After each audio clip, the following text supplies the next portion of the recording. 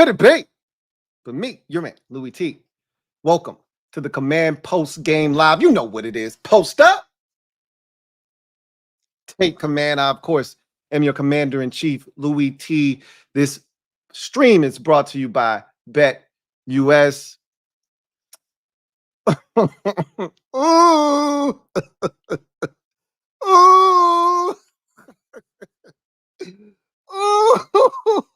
Ooh. Lord have mercy. They done did it now. Another obstacle placed in front of us. Another obstacle cleared with ease. Commanders get it done 34-13, run their record to 4-1, 4 consecutive victories for the good guys. Haven't had one of these 4 in a row streaks since Rivera 2021. I think it's the last time we had one of these. But even that, again, that felt like a house of cards, right? It wasn't sustainable. This is different. First time since 2015, we've scored 34 or more points 3 consecutive weeks.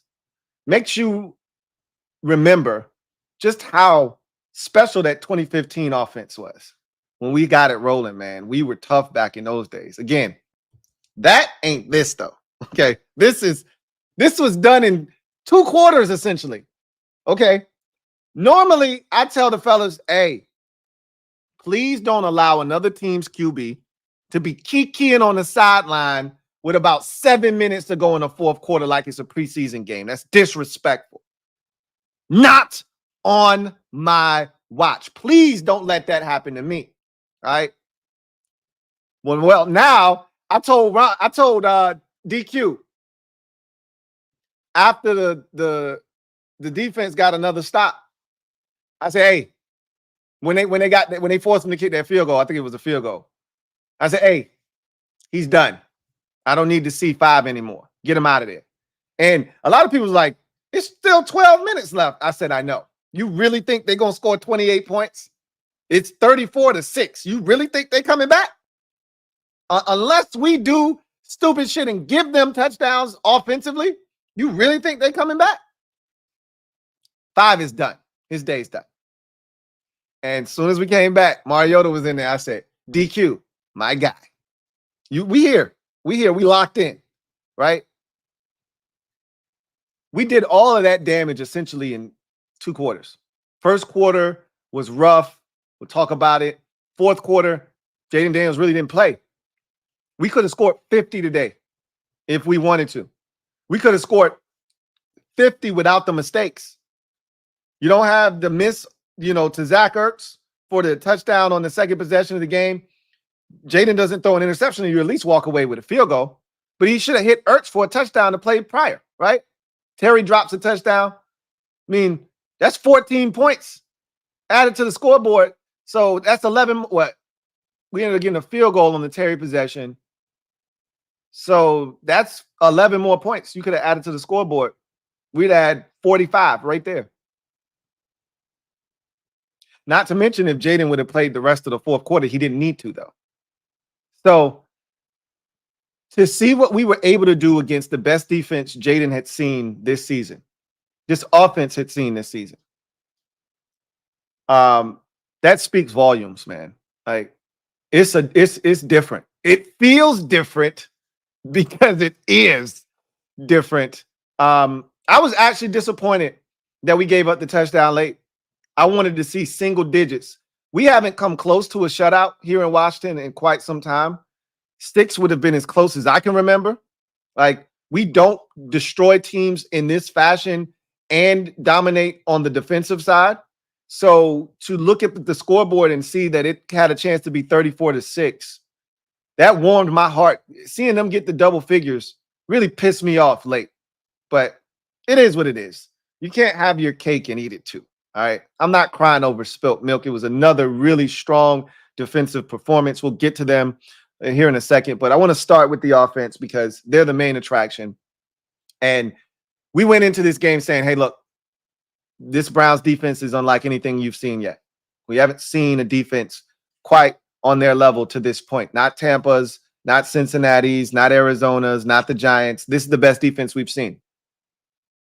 And we made their defense look insignificant. And we made them look pedestrian. And again, that's not easy to do. But when you have this type of offense, when you have that quarterback, when you have these playmakers, yes, these playmakers, for all the shit that people want to talk about what we have or don't have. De'Ami Brown's running past people. Terry McLaurin is running past people. Like Luke McCaffrey is getting open. He made a tough catch on the third. That was not a good ball from Jaden. That ball was thrown behind him. Luke McCaffrey reached back and went and got that and pulled it in on the third down. Like, we got guys that's playing ball. This was Zach Ertz's worst game of the season, and we scored 34 points. This was Jaden Daniels' second best performance, and the numbers aren't going to support that. 14 to 25, so he might be in the 50% completion percentage range, might have just creeped out of the 50s into the 60s, low 60s, but 14 to 25, 238, touchdown and interception, a bad interception thrown in the red zone too. Like, that was a bad one. Like, I don't even know what he was looking at. Bad. But that's what you get from a youngin'. Like, that's going to happen. But to overcome that, and I was glad to see him get some early game adversity. Really hasn't had that yet. Not even against Tampa did he have real early game adversity outside of the, terrible pass he threw to start his NFL career, 4 yards behind Brian Robinson on a swing pass. He was really good. We should have made field goals in that Bucs game, if you recall. We missed field goals, and that's what kept us off the scoreboard early. So this was the first real early game adversity he's seen. And boy, did he pass this test with flying colors yet again. So Myles Garrett, didn't hear from him today. Credit the offensive line, credit the tight ends and the running backs. Everybody stepped up. They blitzed. Oh, yeah, they were aggressive. You didn't think Jim Schwartz was coming after him? You had another thing coming. Jim Schwartz tried to heat his ass up. He was aggressive. He came after him. And Jaden hurt him with his legs. Then Cliff hurt him with the screen game. And we made him pay. Oh, you want to come with the blitz and give us one-on-one on the outside to De'Ami? Okay, touchdown. Like, we hurt him. So you think you can blitz our quarterback because he's young? Fine. You're hurt a long time. So he overcame the obstacle of haven't seen a real defense. We can put that to bed. And although I didn't necessarily love some of the early play calling, didn't love the first possession 3-and-out play calling, it's easy to second guess stuff when it doesn't work. But we had been so good at first and second down efficiency, setting up third and manageable. And on that first drive, it was anything but effective play calling on first and second down. You had read option read option. And Jaden gave it to B-Rob, and he didn't gain anything. And then you had a Jaden designed run for the second play. And I'm like, that's the best you could come up with, Cliff, on 2nd and 10? Now we in 3rd and 11? Like, come on, bro. We were destined to fail on that opening possession. That wasn't good play call. And then when we got in the red zone after the Terry bomb, I didn't love the play call. Run the ball. Run the ball. Like, that's what we do when we get in the red zone. Run the football. I think we threw it 3 times down there. Now, Zach Ertz was open on the second play. On second down, Zach Ertz was open for a touchdown. But ultimately, Jaden overcoming early adversity, using his legs, breaking the Browns' back several times. I broke my back several times with his legs, which was incredible to watch. There's nothing like watching a team's soul be snatched from them on 3rd and, long, or 3rd and manageable, or, oh, I think we got him, we don't got him. That's a beautiful thing. On that Terry bomb, he gets away, slips out of a tackle, jumps out of that thing. They thought they had him, right? I know they thought they had him. And then boop, Terry for, whatever, however many yards. So it was his ability to make plays, whether in the pocket, off schedule, or with his legs, He led the team in rushing today. He accounted for over 300 yards did Jaden Daniels, 82 rushing yards on the day. Hadn't had that many rush yards since week 1 against Tampa. So, and he still hasn't had that one big run that I'm waiting on. Somebody's going to catch a 62-yarder down the sideline. Somebody's going to catch one, right? I thought it was them for a second there. When he turned that corner initially, I thought it was them. But somebody's going to catch a 62-yarder at some point. Somebody's going to catch a 77-yard body. Somebody's going to catch one. Whenever it happens, I'm here for it. But to overcome the slow start, to overcome the red zone interception, his first of his career, to then have us play the way that we did, it was fantastic to watch. It really, truly was. We are blessed to be in the position that we're in. And I'm looking forward to next week's game. I think we can win that game. I'm just going to be honest with you. I'm not going into this game, oh, it's the Ravens, this, that, and the third. No, F that. It's us. You got to deal with us. It's time for us to start changing the narrative. Like, yeah, the Ravens are good. They're well coached. Their offense is dynamic, and we don't know if our defense is actually really good or not. We'll find out next week now, won't we? But guess what? They still got to deal with our offense no matter what. They still got to deal with our offense. And even though you play against Lamar Jackson in practice, you can't be prepared for what's to come. This is different. What we over here doing, this shit is different. I know we can score on the Ravens. I think we can score on anybody. So right now, I'm looking at the Ravens and I'll say, thank you. Why not us? They look like food to me. We finna eat next week. The question is how good? Nobody is safe. Nobody is safe from this offense. Anybody could get it. You know the mantra. Anybody, anywhere, anytime. It just happens to be at 1 o'clock next weekend, next Sunday at M&T Bank Stadium. But you can insert any team you want in that anywhere. Or anybody, excuse me. You insert any team. I'm not afraid of nobody's defense. You can slow us down for a little bit, but you can't stop us. That's how I'm feeling right now. And until it happens, that's going to be my energy. So, yeah. We got to see the defense. And that's the only thing holding me back is, can I really trust the defense? Let's talk about the defense because they had themselves a day today, right? At one point, the Browns were 0 of 12 on third downs in this game. Now, I told you, I gave you the blueprint for victory today in this game. I told you that this Browns offense isn't very good, but you have to keep Watson inside the pocket. His best play of the day should have been a touchdown to Jerry Jeudy. Where did that come? Outside of the pocket, on the move. He was pinpoint accurate there. And Jeudy does what Jerry Jeudy does. He dropped the ball. But Watson is at his best when shit breaks down. Watson is not great from the pocket. He is at his best when the play breaks down. He's able to extend either with his legs or as a passer. Well, we didn't allow that to happen. For the second week in a row, we took a mobile quarterback who is dangerous outside the pocket, and we kept his ass in the damn pocket. Now, next week's challenge, a lot bigger, tougher than the ones that we've had the last 2 weeks. But credit has to be given to Joe Witt Jr., this defense, for their performances each of the last 2 weeks. You can make all the excuses you want this week, and it's okay. I'm here for all of them. I get it. It's the Browns. Deshaun Watson stinks. Their offensive line is in shambles. They got no run game. And you can keep going down the list. Receivers can't catch this, that, and the third. Look, make all the excuses you want, and I'm here for all of them. I get it. They still had to go out and do what they did.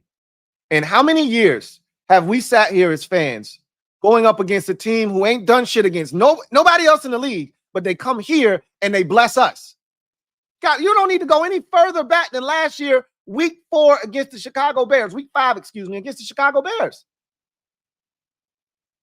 The Bears had lost 16 straight games overall. They had not won a game in 16 straight contests. Matt Eberflus might have gotten fired had we embarrassed them on Thursday night last year. And instead, they came into Washington and embarrassed us. They had the worst offense coming into the game. The Bears had given up the most sacks coming into the game last year. And they came in and they had almost 30 points at halftime, and they blessed us and put up a 40 burger. So for all of those people that, oh, the Browns suck on offense, you did what you're supposed to do. I've seen defenses here not do what they're supposed to do against the likes of a Daniel Jones, who can't seem to bust a grape against nobody else in the league, but he sees our defense and he lights up like a Christmas tree. Well, you can add us to the list of defenses that have shut down the Cleveland Browns completely. And that's a good feeling. It's a damn good feeling. They were 0 of 12 at one point. They got a meaningless end of the game, 3rd and 9 screen as their first and only third down completion. They came into the game worst team in the league on third downs, and I said, we got to exploit that. And they left with an even worse percentage. They were at 20% coming into the game. They went 1 of 13. That doesn't help the average. That didn't help the average at all. We sacked Deshaun Watson 7 times in this game. 7. We came into the game probably with all of 6 sacks on the season. I don't know what the number was. It wasn't a lot. Probably like 8. We almost doubled it, our total in this game. We hit Watson 11 times. We pressured him 16 times. It was a dominant performance up front. And we were aggressive because we didn't respect their ability to push the football vertically. And I talked about that in the keys to the game. They don't throw the ball down the field. So it allows you to be uber aggressive around. Now you got to tackle. And I said, you got to tackle. And we tackled our ass off today. Best tackling performance of the season. Because he's going to check it down and he's going to try to give his guys a chance out in space, tackle. And we did that today. Got to Watson, made him uncomfortable, kept them in 3rd and long situations. And why did we keep them in 3rd and longs? What did I say I expected them to do today? Tighten up the run defense. I said, I'm telling you, every single week, there's a focus defensively. And we've seen them get better each and every single week. I said, look, it wasn't pretty early in the first 3 weeks of the season, but every week they got incrementally better at something. And when you're bad, that is the goal. You can't fix everything at once. Just get better here this week, then get better here next week, then get better there next week, and then get better there the week after that. And soon you look up, you say, man, we're better in all these areas, and overall, we're better. After week 1, Joe Witt Jr. said the screen defense was unacceptable. Have you seen a screen pop against us since then? Because it was awful in week 1. Haven't seen it since. After the week 2 game, communication was trash. Gave up the easy touchdown to Malik Neighbors in the end zone on poor communication. Obviously, the coverage bust the week prior against Tampa Bay. Communication was awful first 2 weeks. He said, we're going to clean up the communication. Have you seen any coverage bust since week 2? Nobody's running wide open. You might have beat man-to-man coverage. Jamar Chase beat man-to-man coverage. You ain't seen no coverage bust where a guy's running wide open with no defender in sight. So you clean that up after the first 3 weeks, right? Then you get to, all right, we got to get better on third downs. That was the message coming out of the Cincinnati game. We're giving it up at 62%. Nobody's even remotely close to us on third downs. We got to get better on third downs. So we hold Arizona to 4 of 11 on third downs and now 1 of 13 this week, right? That was the message. Get better on third downs after, going into the Arizona game. Then this week it was, hey, we got to stop the run. And I said, they're going to stop the run this week. You know why? Because it was a point of emphasis. And I heard every player defensively that spoke to a man say, hey, we got to clean that run game shit up. I don't want to talk about the sacks. I don't want to talk about 4 of 11 on third downs last week. I don't want to talk about getting the column. We got to clean up this run defense. I said, we're going to clean that shit up this week. And we did. Let's get the particulars on the run defense. And I can tell you this much. The numbers, I don't think, are going to look the way that they should because they had some good hits late when the game was no longer in the balance and we had started to filter in backups. That's when they started to get some good hits in the run game. Shit was over, though. When the game was still competitive, they had no run game, which is why they were always in third and long, and that's why we were able to be so stifling defensively. See, the Browns ended up rushing for 100 yards in this game, right? Deontay Foreman came in late, had a 25-yard garbage time run. Jerome Ford had a garbage time 16-yard run. Like, those were their longest runs of the game. And so it inflated their average. It made it look like they really won't hit on shit in the run game today. When they needed it, the run game was dead. So kudos to them for fixing another thing that was ailing this defense. Frankie Louvu is a beast. But I already told y'all that, right? Untamed beast. I told you he's like a Tasmanian devil out on the field. You know, Bobby Wagner, huge today, as he's been all season long. Dorrance Armstrong continuing to get better, right? You're seeing the money that was spent. You're starting to see why it was spent, right? Go watch Frankie Louvu on that sack of Deshaun Watson where he dove at his ankles. Go watch that move he put on the offensive line. That's a thing of beauty. Dante Fowler Jr., great sack. Finally good to see him get on the board because he's had some really good rushes this season. And how about Fadarian Mathis with the best game of his NFL career? He was everywhere in that first half, man. Really just in the entire effort from him today was just fantastic. And this was Jonathan Allen's best game of the season as well. He was just dominant inside. It's just good to see them playing as a unit. This was a good rush of Watson, not allowing him to escape, extend with his legs. There was clearly a plan. We executed it. We tackled. We had sticky coverage. There were some opportunities for a play here or there. Watson missed, I think, an open Cooper off on that right sideline. But by and large, it was sticky coverage all day. There was no separation, which is why he was holding on to the football. And we were able to really create havoc and dominate this game. And it started with the run defense, and then went to third down defense, and then getting to the quarterback sacks, really just demoralizing the Browns and crushing their spirits.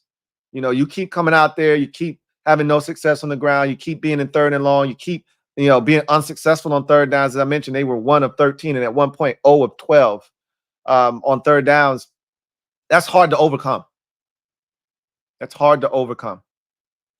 So this was an eye-opening defensive performance, but I wanted to see if they could build on the performance from last week against Arizona, and they did. And I'm proud of them for that. Now the key is you're going to get I've talked about this week with Cleveland. This was your stiffest test defensively, right? You hadn't seen a defense like this season. Passed it with flying colors. Next week is by far and away your toughest defensive assignment. Joe Burrow and the Bengals are a very close second, but two different animals you're dealing with. Burrow's going to do his damage from the pocket, not going to really extend plays all that much, but they had dogs at the receiver position, and you knew the minute they got one-on-one, Joe wasn't going to miss, and he didn't. This is a different animal here. Going to have to deal with the tight ends, right? Haven't had any tight end issues to this point, but it's a different animal you're dealing with in Baltimore. The receivers can get busy, but that's not where they shine. That's not where they thrive. It's the tight ends, it's Derrick Henry, and it's Lamar Jackson. And we got to find a way to slow that triumvirate down, right? The tight ends, Derrick Henry, and Lamar Jackson. And don't let, Zay Flowers get loose and get nasty. But this is going to be the stiffest test we've seen from an offensive standpoint for our defense to date. And now this is going to be the real question of have they gotten better? Because this will be the best offense you've seen, not only this season, but since you've started to resurrect your season defensively, this is the best offense you've seen. So now let's find out what it really is all about. You go there, you hang in, you're tough, and you're able to hold Baltimore down. They scored 41 points today, did the Ravens. Right? They scored 41 points today. Cincinnati's defense isn't good. I think we can all admit that now, right? When we got to them, they weren't as bad. But they're not good defensively right now. And Baltimore lit them up. Should have lost that game, though. But they lit them up. Scored 41. We scored 38. So now the question is, can we slow down this Ravens offense? Because they just scored 41 today. They scored 35 against Buffalo. last week, right? And you see where this is trending. And they could have scored 30 or 40 on Dallas the week prior to that. So can we slow them down? Only one way to find out. But this is a hell of a way to go into that game, riding a 4-game heater. Defense coming off of its most dominant performance. Offense clicking on all cylinders. Got to check the health of Quan Martin and Brian Robinson Jr. leaving this game. Outside of that, I think we might have come out of this thing relatively unscathed. So, massive showdown next week. You know, way to not overlook an inferior opponent and take care of business at the crib. I got a question for anybody that was in attendance at this game. And let me give a quick shout out to LB Lucas for donating an additional 2 tickets and a parking pass to the mob. I was able to give those tickets away last night on the community tab. I gave out a trivia question, and I was shocked at how quickly somebody got it right. Not that I didn't think somebody wouldn't be able to get it right. I just thought we'd get a lot of wrong answers. And we got a lot of wrong answers, right? Got a lot of wrong answers. But somebody got it right off the bat. And so I tried not to make it too hard because I didn't want to stump you. But shout out to LB Lucas for providing the mob with an additional 2 tickets and a parking pass last night. So we were able to give away 4 tickets to the mob this week to this Browns game. And that's the community that we've created, man. Can't go to the game. You know, you could easily sell those tickets online, make some money. He said, nah, I want to get this to the mob. So shout out to LB Lucas, man. Much love to LB Lucas. And he's not even a part of the mob. He's like, yo, I'm not even a part of the mob, but I want to donate to the mob. So shout out to LB Lucas for blessing the mob with an additional 2 tickets. And anybody that was there, what was the environment like? I saw a lot of empty seats. A lot of empty seats in the stadium. So it sounded loud on television. That's all I care about. But it looked empty to me. Looked half empty. And that could just be me. I was expecting more butts and seats, but tell me, anybody that was there, what the environment was like at the game. Anyway, I digress. Let's go ahead and quickly go inside the odds. We'll come back from that. And then we'll jump into the comment section and hear what you guys have to say. Inside the odds.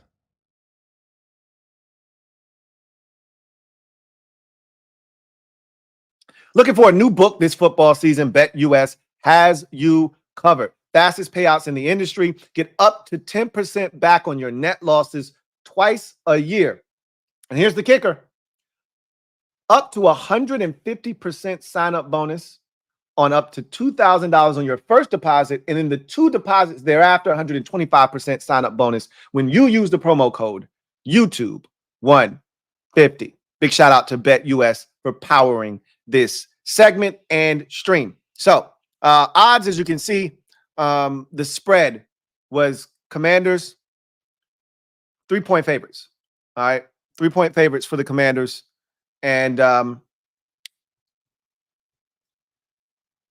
thought that this was the easy money in terms of the spread. Like, I didn't want to say it was disrespectful that we were only 3-point favorites. I thought we could have been 6-point favorites at home here, right? But again, they don't trust us yet. I think that's about to change. Okay, you're going to start seeing these lines be a lot more, I think, representative of what we've accomplished early in the season. Like, we got Carolina at home after the Ravens game. We'll see what the Ravens game looks like first. But I would imagine, depending on how that game goes, obviously, if we beat the Ravens, that Panthers spread should be no less than 7 at home, right? They should be getting no less than 7 on the road at Washington. The total, I think these totals are laughable at this point, right? Because we're going to score 30. That's what it feels like right now. We're going to score 30. We've scored 114 points over the last 3 weeks combined. Let that sink in. It might have took us 2.5 months to score 114 points last season. As a fan, there have been stretches of time. We didn't score a touchdown for an entire month back in 2019. There have been stretches of play where it might have taken us 2.5 to 3 months to total 114 points. We've been the lowest scoring team in the league pretty much every year for the last 4 years, it felt like. One of the lowest scoring teams. 114 points in 3 weeks. And essentially, that was done in 10 quarters. Because we essentially told the Browns, hey, bro, we calling off the dogs in the fourth quarter. Y'all good, man. We calling off the dogs. Y'all the Browns? Dog pound? We calling off the dogs. Don't worry about it. Our dogs bark and bite a lot harsher than yours. We're going to call off our dogs. Mike Vick style. We know you don't want anymore. And we didn't do anything in the first quarter. So essentially from the second to the third, we scored 34 points. That's still crazy to me. So the 44.5 total, they're begging for you to take money from them. The Browns almost didn't hold up their end of the bargain, though. I mean, this thing was 34 to 13, so 47 points total. I thought the Browns would score more than 13. I'm not even going to hold you. They shouldn't have scored that, to be honest with you. A little disappointed that they got the touchdown. Then the total would not have been hit. I want to see what the total is going to be next week. That's going to be fascinating because we can score, they can score. You can't set next week's total at 44.5. 46, 47. I think you got to set that total at 49.5 next week. That's a 27-24 type game. That's what it feels like. Bare minimum. Could end up turning into a shootout if neither defense can get a hold of the other's offense. Let's get into some props here. Jaden Daniels, over under on passing yards, 206.5. Cleared that with ease. Only on 14 attempts. He cleared that with ease. The De'Ami Brown bomb. Mwah. The Terry McLaurin bomb on the move. Mwah. Cleared 200 passing yards with ease. We still have yet to hit 300 in a game. Oh, that's coming soon. Stay tuned. That's coming to a field near you. Stay tuned for that one. So I would have taken over. I already told you. Jaden's days of like 185 yards passing, them days gone, bro. He ain't done that since week 1. We don't do the pedestrian sub 200 yards passing. That 206, that ain't nothing. Again, he knocked down 230 plus in 14 attempts. 14 completions. 49.5 rush yards. Smash that. I would have taken the under. I would have thought that the Browns' team speed defensively would have limited him. I didn't think they would be as aggressive. I knew they would be aggressive, but they got disrespectful aggressive. Like, what you gonna do? See, this is what happens when you have early game success against our offense. You start thinking, oh, he can't do this. He can't do that. Oh, if we bring pressure, this is what's gonna happen. So they thought they had something. They thought they had found something. So he had to bless him with his legs a couple of times. Then he had to bless him with his arm, just so they know. You don't want to do that. Your best bet is to play zone coverage. Because he said, you heard what he said. You heard what he told the commentators, what he told Greg Olsen. The real fun starts when they play man. When we see man, the real fun starts. You don't want to do that. Because either I'm going to beat you with my arm in one-on-one, like he did with De'Ami, or I'm going to beat you with my legs. Everybody got their back turned. They running with their man. Oh, ain't none of these dudes up here in the front seven could keep up with me. So he turning the corner on their ass. So, damned if you do, damned if you don't. And you want blitz? All right, bet. Take this one with you. 82 yards rushing today. Smash the over on that. I would have been wrong on that one because I would have thought today would have been a 39, 41-yard rushing day. Modest. He said, nah, bro. I had to show him with my legs today. And then Terry McLaurin, 51.5 on the receiving yards. That feels a bit disrespectful, but knowing he was going up against Denzel Ward, knowing that the Browns defense was going to be tough, I could see why. That's a good secondary. Once again, we made them look pedestrian. You know, Martin Emerson is not a bad corner. De'Ami Brown cooked him, ran right by him. Denzel Ward was in for the Terry deep ball. Obviously, it was a broken play, but Terry got loose. Should have been another touchdown, right? That one, I don't think that one was on Newsome, I think. Would have been on Newsome, rather. But what a dime on that touchdown. Rhino, Rhino, Rhino. They're like, we about to find out what Rhino is. Rhino is a dime to the corner of the end zone to Terry McLaurin for a touchdown. Unfortunately, he didn't catch it. And that's not going to happen very often. So, man, this guy is something else. Make sure you're checking out BetUS Prop Builder, man. I'm telling you, it's a lot of fun. And you can make yourself some money. If you got a hunch, you got an inkling, hey, I think this guy's going to score. That guy's going to score. This guy's going to have over such and such yards. This guy's going to have over such and such. This guy's not going to hit this, certain yard marker. Put a prop together, man. Make yourself some money.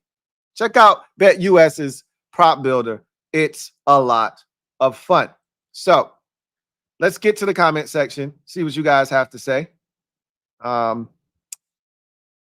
Start this thing off with Kevin Quinn. Been a member for 5 months. My guy Kevin writes, man, Lou, it feels so good to be a Commanders fan. You waited a long time for this, Kevin.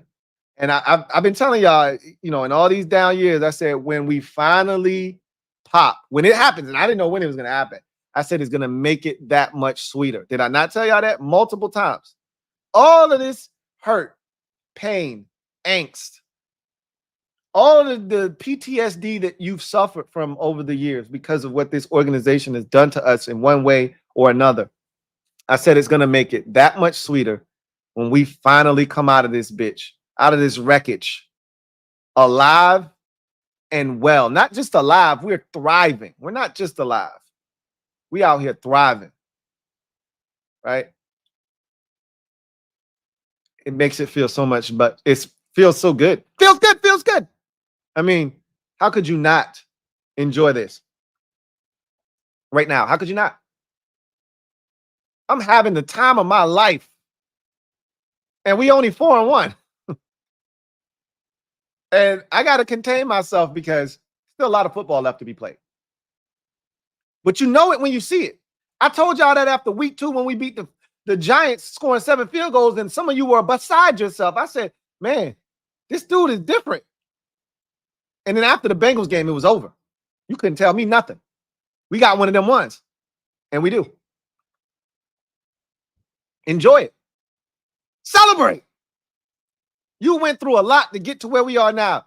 Don't be modest. Don't be bashful. Don't be shy. Go outside and let everybody know what time it is. Bear it down it. My guy. BD. Been a member for 37 months. Salute to my guy, Bear Down It. I've had PTSD so long, I don't know how to act. You're not alone, man. It's a lot of people out there that they still kind of waiting for the other shoe to drop. Like, wait, is this real? Yes, I told y'all this was real 2 weeks ago. This is real. It's really real. And today was another performance. And I bring this up every week because I need y'all to understand that Arizona is not trash. Watch Arizona give San Francisco a run for their money today. Arizona is not garbage. They went toe-to-toe with Detroit. I need you to know they went toe-to-toe with Buffalo.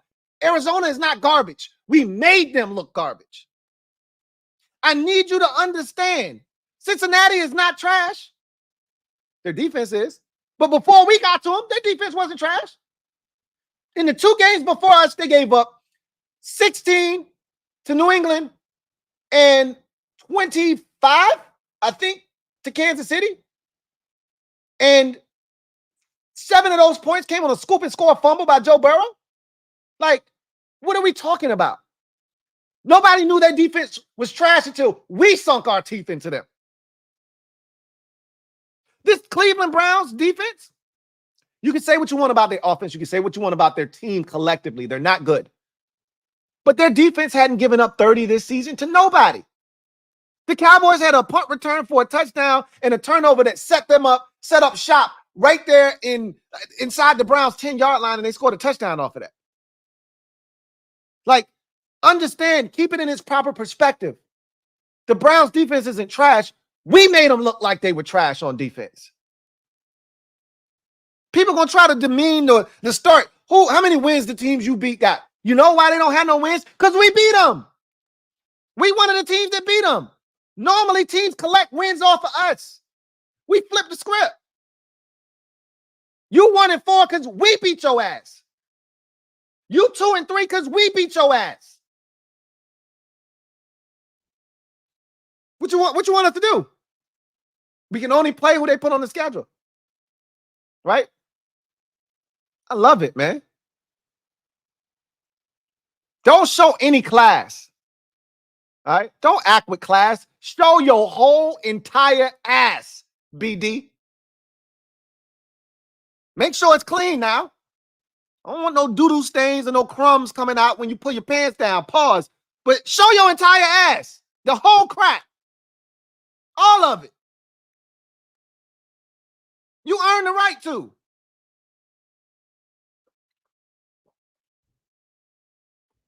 Tony Barefoot, thank you for the super chat. Greatly appreciate you. Tony, thank you for being a member of the MOBB who writes, hey, Lou, I'm calling it. Frankie Louvu is the most explosive game-changer player our defense has had since Sean Taylor. Yeah, he is. And I've been talking about that. Like, not, talking about Sean Taylor in particular, but we haven't had this type of player defensively. And I told y'all you were going to fall in love with Frankie Louvu because a lot of y'all weren't, I think, privy to what Frankie Louvu was doing in Carolina. So when I was, ranting and raving about Frankie Louvu and talking about how good he was going to be here in Washington and how you were going to love him, there were even some people after the first couple of games that had the audacity to be talking down on Frankie Louvu's name. I ain't seen nothing from Frankie Louvu. You know who I'm talking to. I hope you know I'm talking about your ass. I ain't going to say no names, though. But this man is a problem. He's always been a problem. Now, we don't have to deal with him. Everybody else got to deal with him. He's a problem. And I'm actually shocked that it took him this long to be involved in a turnover. I'm actually shocked it took him this long to get to the quarterback. Right? He got to the quarterback for the first time last week. I was shocked. I would have expected him to already have 4-5 sacks on the season and an interception and a forced fumble and a fumble recovery already. So he's just getting started. He's just getting busy. Don't you worry. It's plenty more where that came from. He's just getting started.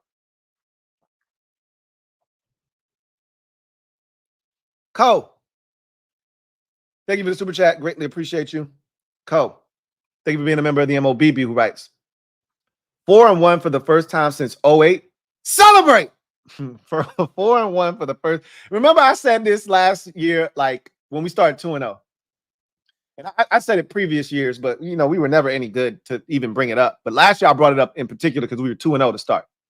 And I said, you know what I really want? For us to be good in the season early. Like, generally, when we make the playoffs, it's on some backdoor, get hot late, win 5 out of your final 6, win 5 straight. That's how we get into the playoffs, right? That's the type of time we usually on. Start the season slow as hell, nobody paying attention to us. All of a sudden, we catch fire late in the season. Oh, watch out for the Washington Redskins or the Commanders or the football team. They're a dangerous team, but like I've been a fan of a team in the Grizzlies where, you don't want to play them in the playoffs, but ain't nobody afraid of you. We just, they're going to make it hard on you, but you're going to beat them in a series. They might make you work 6-7 games, but you're going to win the series. Like, that ain't this. Like, you don't want any parts of what we got going on right now. You really don't want none. 2008, we all know how that ended. Jonathan Allen still got PTSD, or not Jonathan Allen, excuse me. He was talking about 2018. 2008, I still got PTSD from 2008 from the Steelers. We got them right in that same spot. I think we were 6-2 when the Steelers came to town on a Monday night, hurt Jason Campbell, and wrecked our season. Embarrassed us at home, brought out all those terrible towels. We played them in that same kind of pocket. this year. Week 9 or some shit like that, where at home, where we know they're going to come in and try to take over some shit. They disrespectful. I got my eye on their ass. Don't worry. But one at a time. I'm not skipping no steps. Baltimore's next. I got visions of sweeping that whole division. Does that sound wrong? Because I remember before the season started, oh shit, we played the AFC North, man. One of the best divisions in football. Look out. Oh no, I'm looking to sweep they at. Where the dustpan at? I'm looking to sweep this whole goddamn division now. I'm looking to be real disrespectful. Because here's the beauty of it. Ain't nobody else in our division gonna do that shit. Dallas already lost to Baltimore. I'm not sure if Philadelphia is gonna beat Cincinnati when they see him, right? I'm not sure. Because that defense is garbage. Joe Burrow, if they're healthy, Joe Burrow's gonna put up 38, and I don't think Philadelphia's offense is like that. Hell, Cleveland might get them next week. I'm tripping. Cleveland ain't beat no goddamn body in this division. They about to get swept by the whole division. Philadelphia gonna polish them off next week. But ain't nobody else in this division gonna do it. Dallas already lost to Baltimore. The Giants ain't. They're gonna lose to Cincinnati to, where is it? Next week, Sunday night. They got Cincinnati.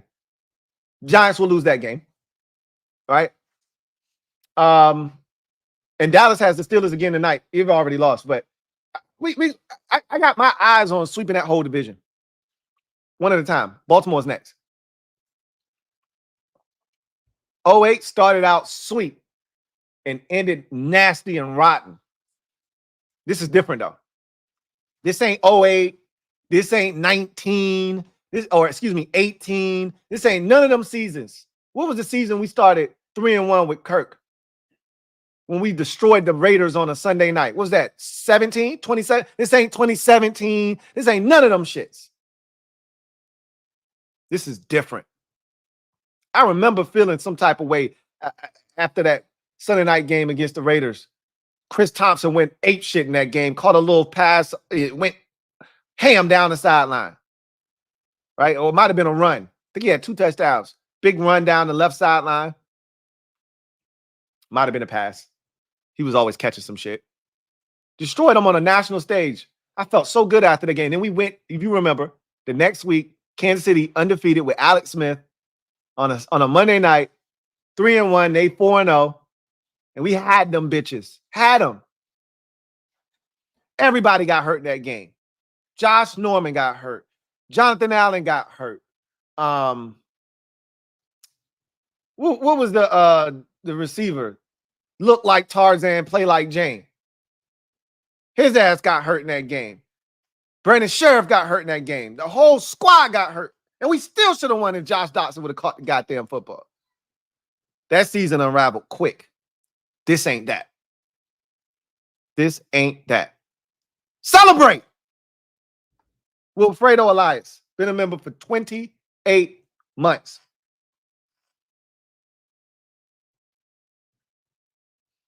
Appreciate you, writes. Getting spooky for the rest of the league, LT. I'm going to the Ravens game next week. They best not let me walk out of M&T with a dub because ignorant doesn't even begin to describe my behavior. Hashtag raise hell. Oh, look, man. I've heard this from multiple people. I've got someone in our family, indirectly, that's a Ravens fan. My dad, my sisters, they all went to a Ravens game before. And they said the Ravens fans couldn't be any nicer. So I don't know if I want you going out there and showing your ass. But all bets are off. If we walk out of there with a dub, you got my blessing. You got my permission. Do whatever the hell you feel like you need to do. All right. If we look, man, if we beat Baltimore next week, I will be unbearable. Unbearable. It'll be the worst thing that happened to the NFC East Super Friends. V-Child, thank you for the super chat. Greatly appreciate you. Thank you for being a member of the MOBB. Writes, Myles Garrett, not on the stat sheet. Left tackle rotation and the rest of the O-line balling. I can't wait to watch that film. I'm pretty sure they helped out. I don't give a shit. I still need to see it.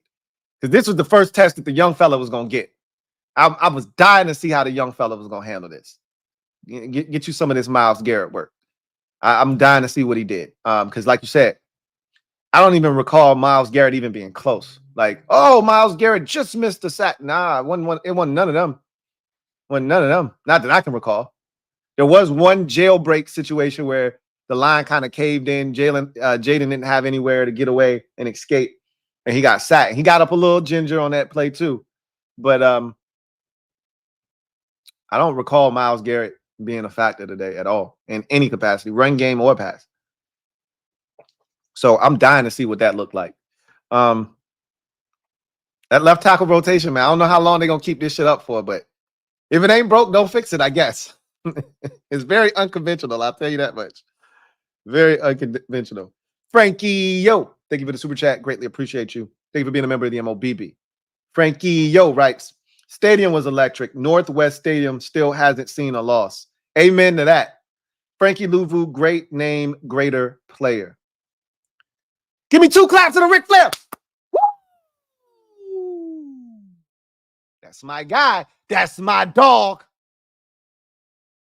My dog's at. We right here, dog. Where my dog's at.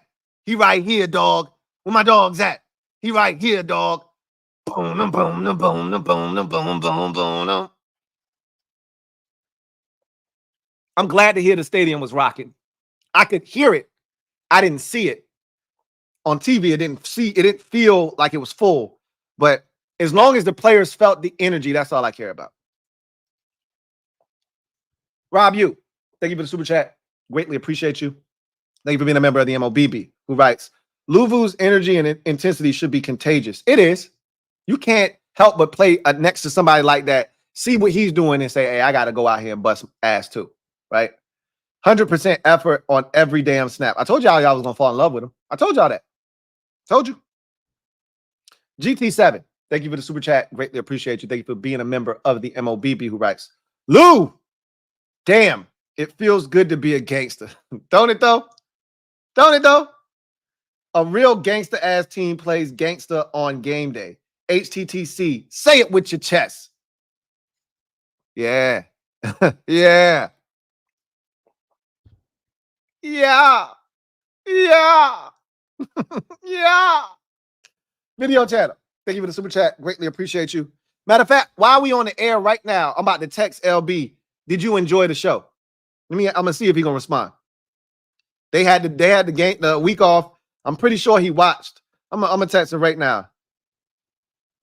Did you enjoy the show? Let's see what he say. He might not respond. He should be watching the Giants game right now. He should be. But I just asked him, did he enjoy the show? Video channel. Right. Where are all the JWJR-ish talkers now? JWJR. Joe Witt Jr. Okay, I was, whew, look, man, you got enough characters to spell that one out. Or you could have just said Witt Jr. So you had, you got the brain over here going overtime now. Joe Witt Jr. ish talkers now. Look, man, he's going to have to prove it again next week. A lot of people ain't going to let him off the hook after this one. And I'm totally fine with that. But I told y'all, this ain't Jack Del Rio. He ain't some incompetent Joe Schmo like Eric Bieniemy was last year who don't know what the hell he doing. Right? This is his first time calling plays. I said, y'all got to give him a shot. Y'all got to give him a shot to get his shit together. Figure out what he got, what he don't got, how to deploy these boys, and get this defense in a position where guys are communicating and figuring out how to play off of one another. It takes time. Slowly but surely, they're getting there. We're going to find out how far they've come next week. I don't expect it to be a finished product next week. I expect them to look more like the first 3 weeks than the last 2 weeks next week. If they don't, that's a big story. Then, if they don't next week, then we can start talking some real cold, hard cash. Because at that point, what weaknesses do we truly have at that point? Then you got to ask yourself, where's the weakness at? Individually, we can pick out players, positions, that sort of thing. But as a group, if they go into Baltimore, into M&T Bank, and slow down that Ravens offense that over the last 2 weeks has scored a combined 76 points. They go into M&T Bank and slow the Ravens down. Whole different conversations being had next week. Win or lose, whole different conversations being had. Whole different conversation. Dr. B, thank you for the super chat. Greatly appreciate you. Dr. B, thank you for being a member of the MOBB, who writes, 4 in a row. Say it again. Looking good in white, Lou, just saying.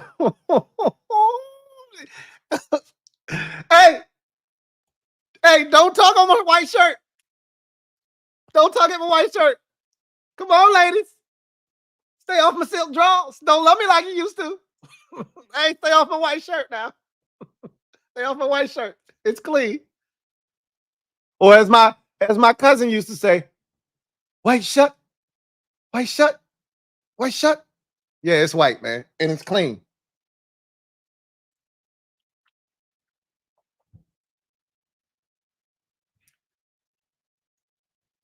Zacchaeus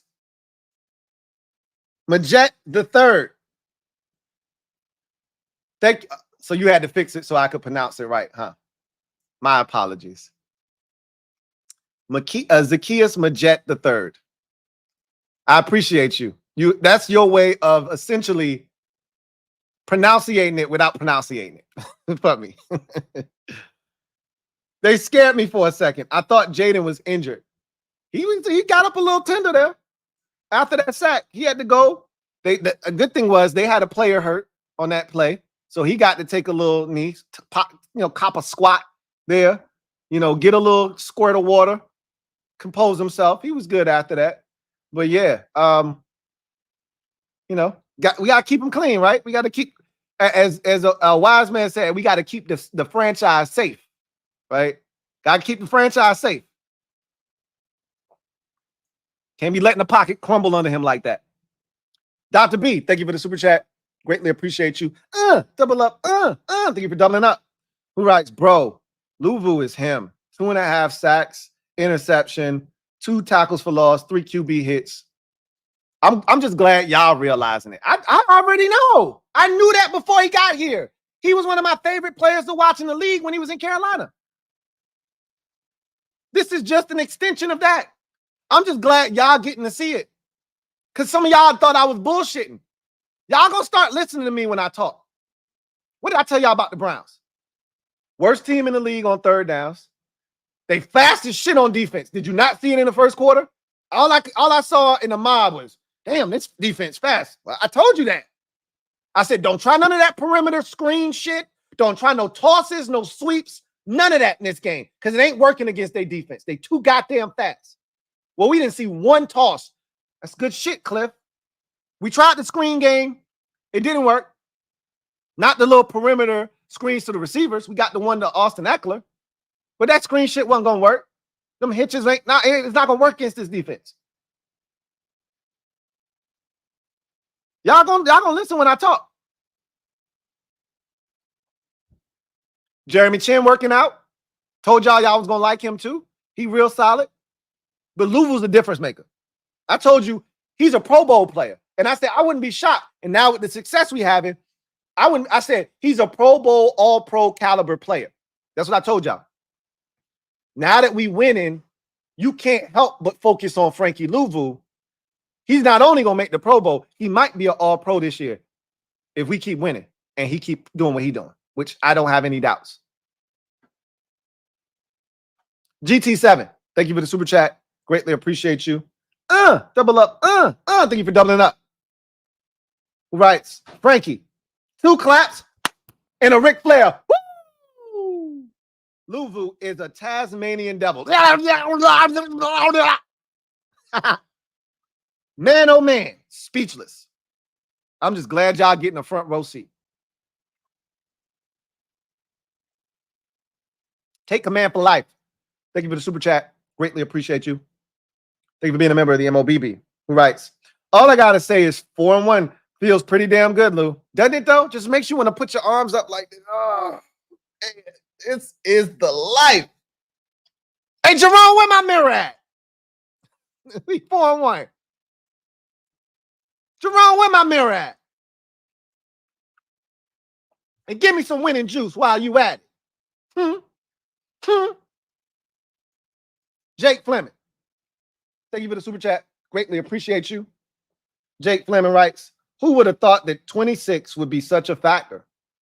Man, 26 has been a revelation over the last 2 weeks.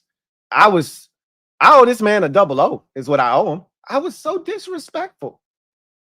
I've already said mistakes were made to him. And that was as far as it was going to go.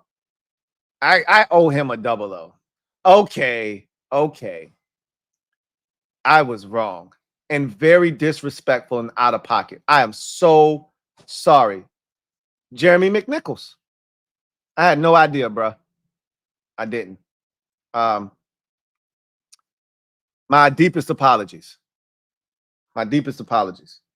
We got a 4-headed monster in the backfield now with 3 running backs and 5 legs. Best college offense ever. Hey, look, man, it's just a college offense. They don't ask him to do much. Cliff Kingsbury, the offensive coordinator, right? Yeah, it's a cute, nice little college offense. Not bad for a college offense, man. Not bad. Cheers.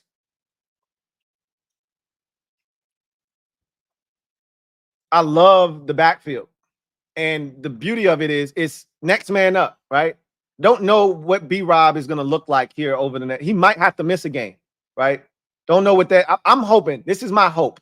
I don't know the answer to this right now. We won't find out until probably tomorrow, maybe Wednesday.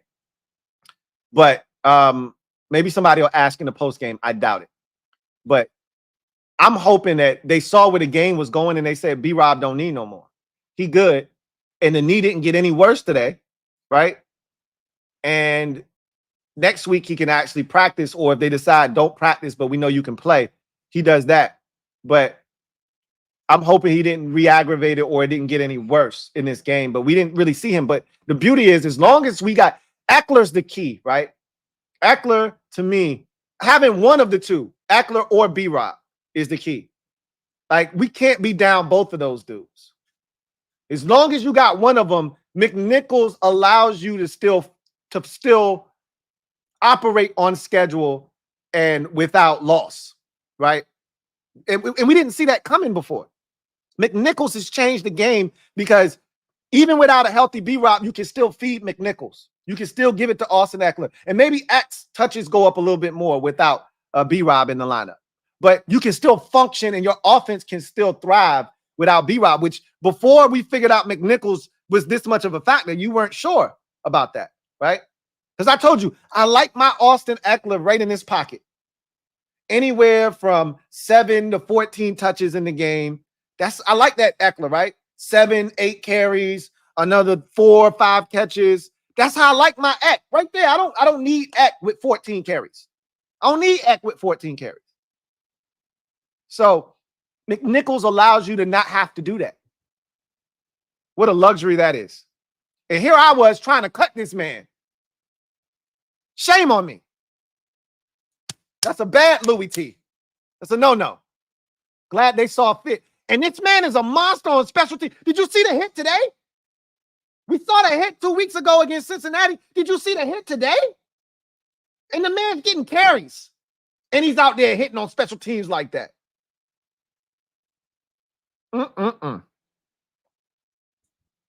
Edward Washington.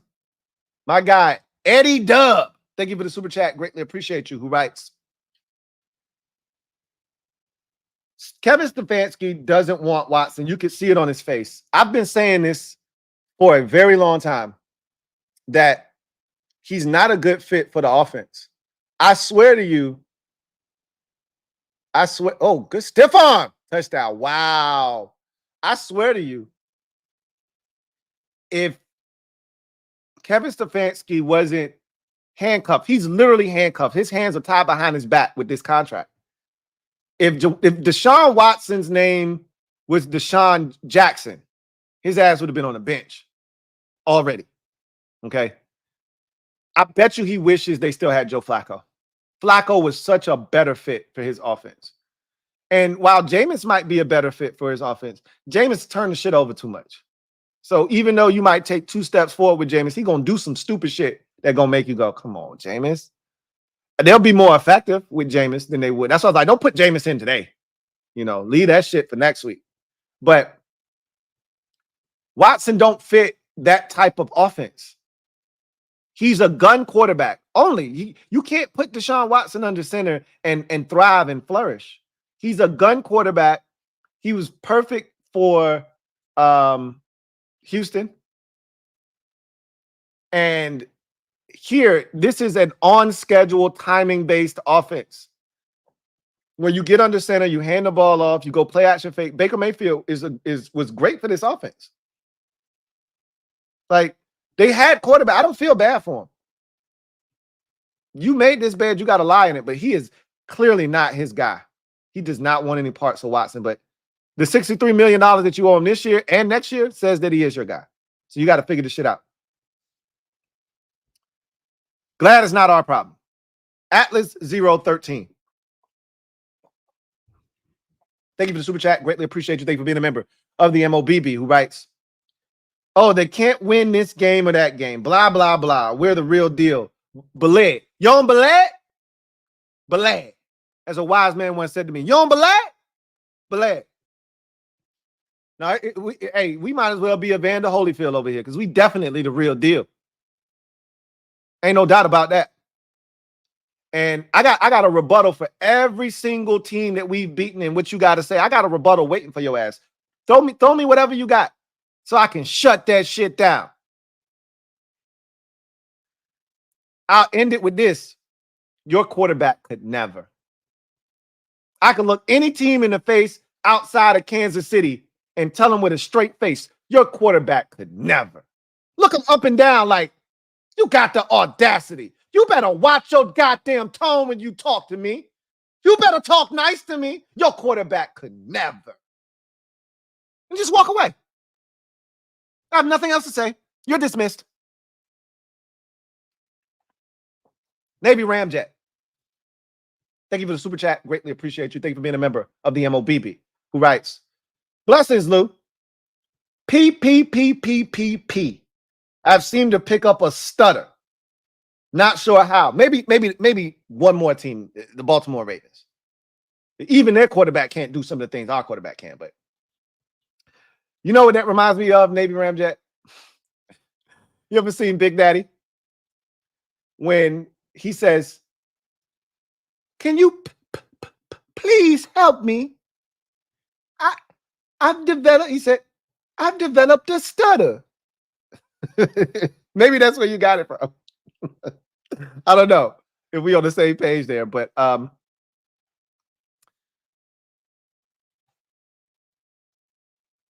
don't you do it. I know what you want to do, and I'm telling you, don't you do it. Don't you do it.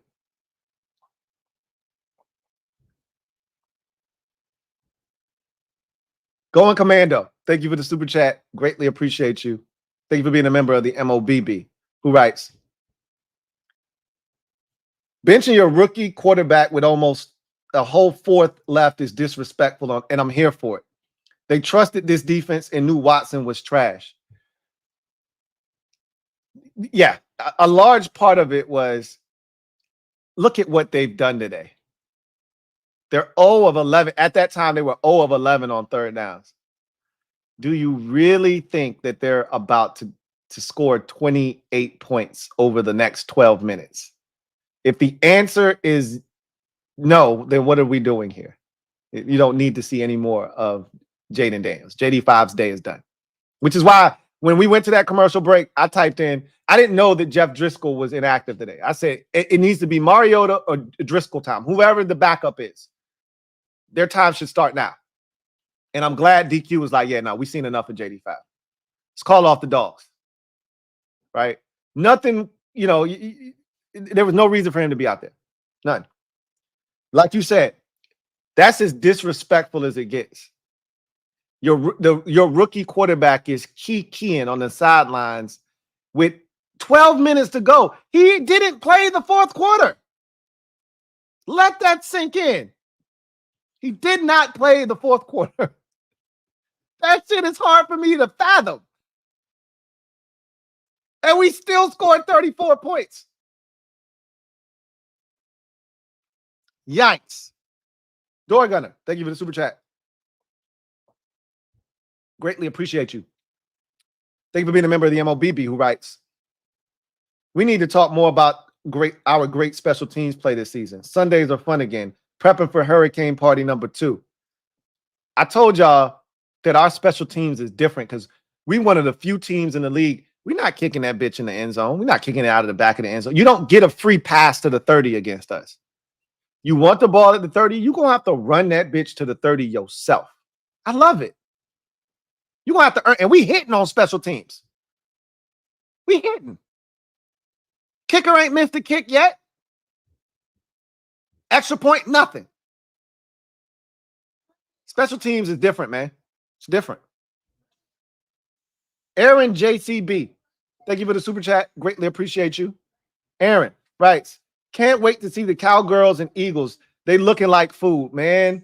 I can't wait to those games. Well, I can wait because I'm enjoying every single moment of what's going on right now. Every single week, I'm enjoying the thrashing that we handing out. So yeah, no, I can wait until week 12 when we play Dallas. I can wait till week 11 when we play Philadelphia because I'm enjoying every bit of this ride.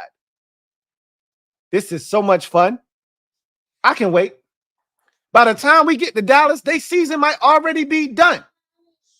And I don't care if they garbage or not. I'm looking to destroy them boys so bad. I want to be the one to put the last bit of dirt on their season. I want to be the one. Because if they don't win tonight, oh, their season is going down. Down. Because it don't get no easier. They got Detroit next week. And I think they got the Texans or the 49ers after that. So if they don't win tonight, by the time we get to them, we might be talking about a 4-17, of 3-16 by the time we get to them. Not my problem. Not my problem. Now the Eagles, they're gonna hang around. Because their schedule is nowhere near as tough as Dallas's.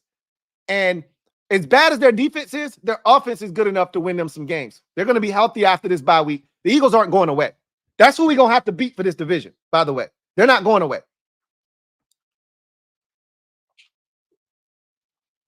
Our hands have been tied for 25 years. Revenge tour. Revenge, revenge, revenge. I got a list, you know. And like Santa, I'm checking it twice. I'm checking the list twice. I told Cleveland, I said, you remember what you did to me 2 years ago? Do you remember? And they tried to act all dumb. They tried to play dumb. What you talking about, Louie Tee? And they made me so mad when they said that to me. I turned around and I had to smack them one time. I had to smack them one time.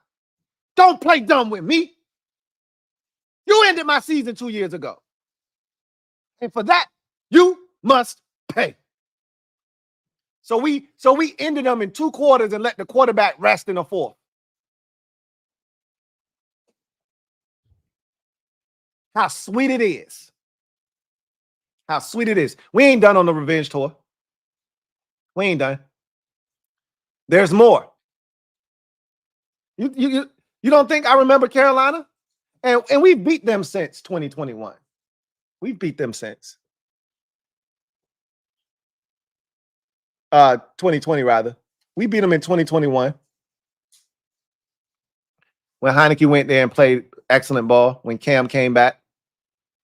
But I remember them trying to spoil 2024s.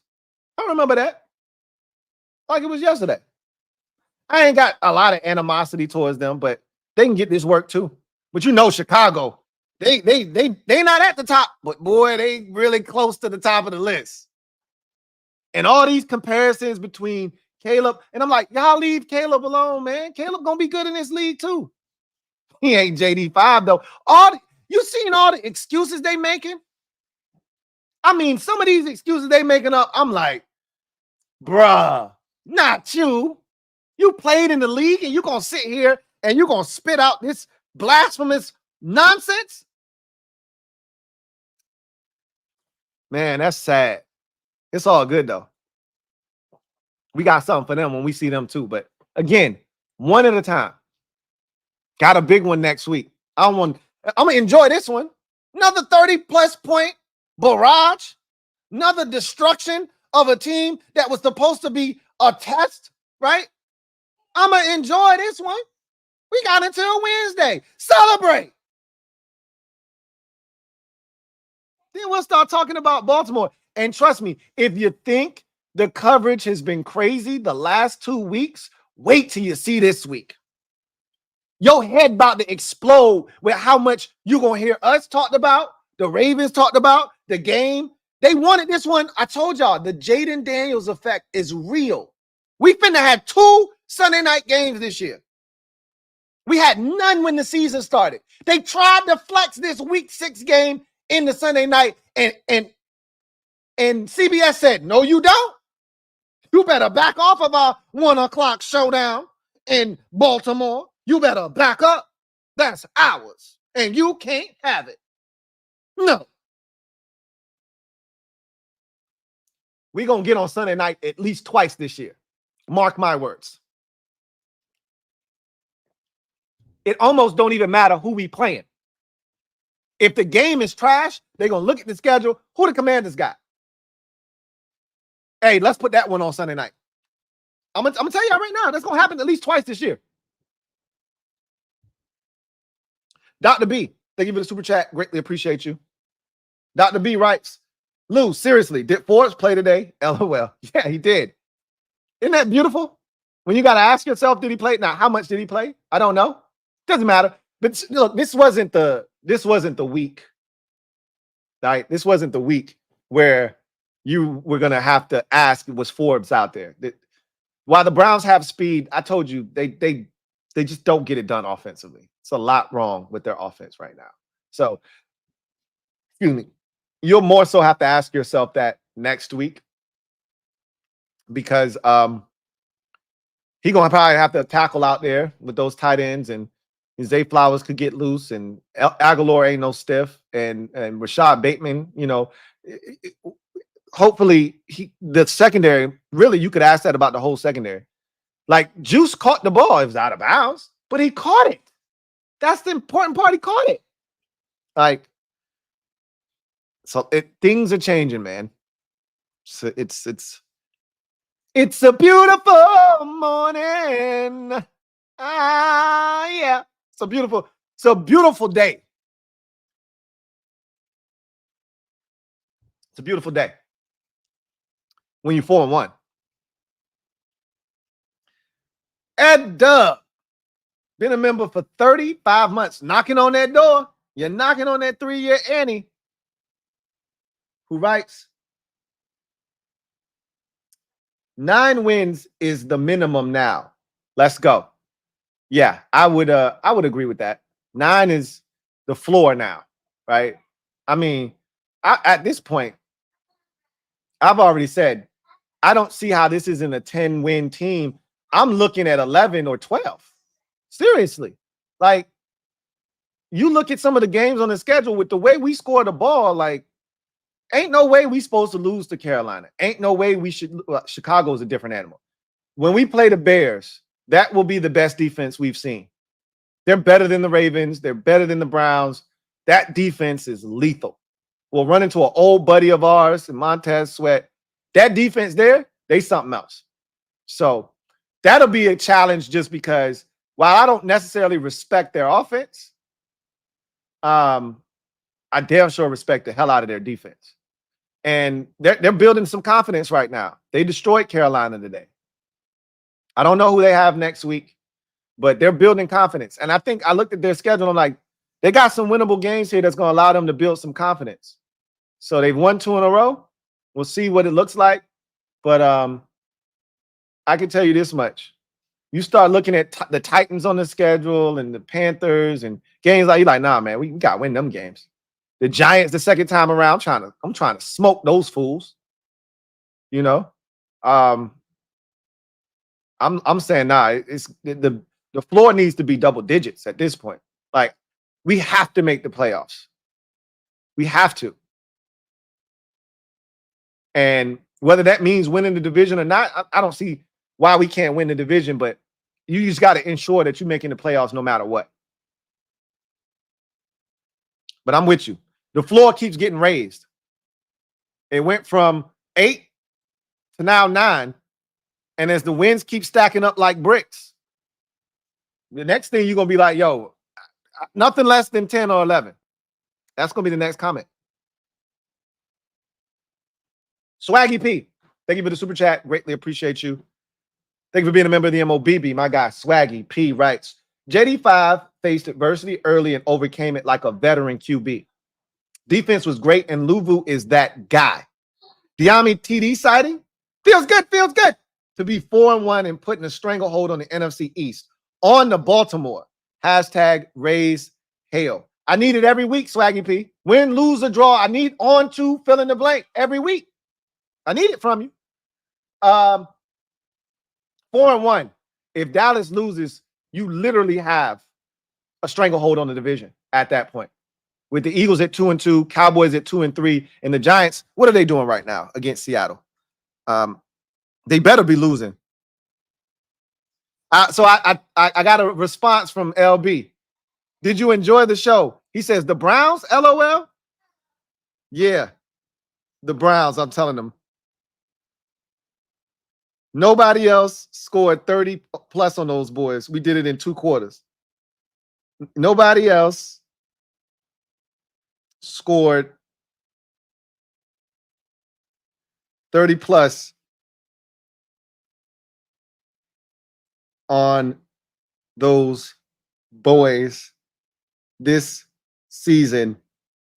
And we did it in 2 quarters. Now I'm gonna throw salt in the wound. You know I had to be petty, right? Because that's who I am. Y'all can't do it. Or should I go, your quarterback could never? I'm gonna do both. Y'all can't do it. They got him next week. Your QB could never. He about to be mad. Ooh, about to be big mad. You got him next week.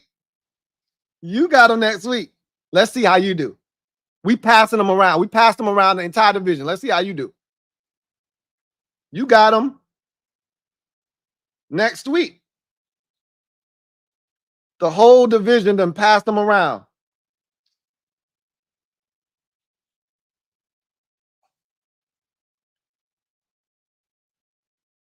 Done passed them around. Let's see what y'all do fresh off a bye.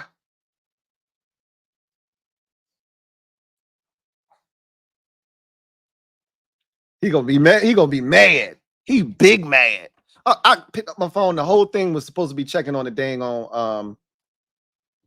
You see the Cardinals out here fighting the 49ers tooth and nail. I get it. It's family business. 49ers only got 23 points, though. All right. Like I said, we making teams look insignificant and inferior. Everybody else ain't doing what we doing. The Giants are beating the Seahawks right now. This is some crazy-ish. Better not sleep. I'm telling you, the Giants got the best defense in the division. I said it before, and I'm going to say it again. And I know Giants fans are going to be mad because they're thinking to themselves, if Malik Neighbors would have just caught that damn football in week 2, shit would look a lot different right now. And I'm going to tell you right now, if he would have caught that ball, we're not 4-1. That's easy to say because obviously we wouldn't have won that game. But not only were we not 4-1, we don't have a 4-game win streak. We don't have the confidence. That was the beginning of what you see now, right? That was the foundation. That was the start of all of this. Was a 3-point victory with 7 field goals that some of you were bitching about. We got from there to here.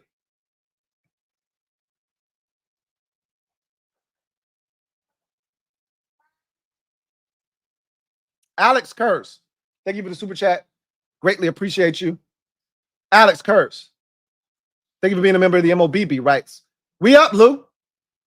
Just wanted to show some love. I appreciate it, Alex. He says, I haven't gone anywhere. It's all good. Like I said, man, long as you here supporting, I appreciate you.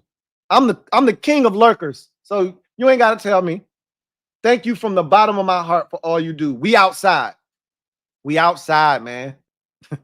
And we ain't going back inside. We not going back. All right?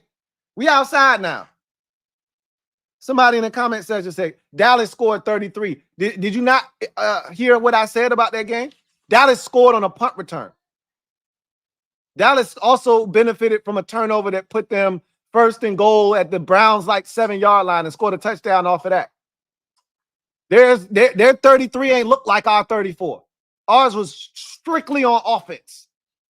No help, no special teams assistance, no defensive turnover aid, right? We had what? The closest we got was the midfield turnover.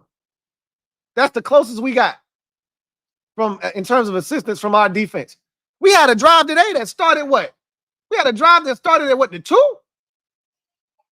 Let me check. I think we had a drive that started at the 2. We had a drive that started at the, let's see, our longest drive of the day. I think it was this one that, no, it wasn't that one.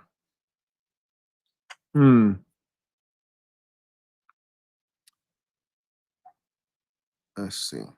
How about the defense getting a stop? I just looked at this one drive where when we threw the pick and the defense came out and got a 3-and-out. You know how big that is to get a 3-and-out when they backed up all the way. That pick was at the 2-yard line, I believe, and forced them to punt from right there.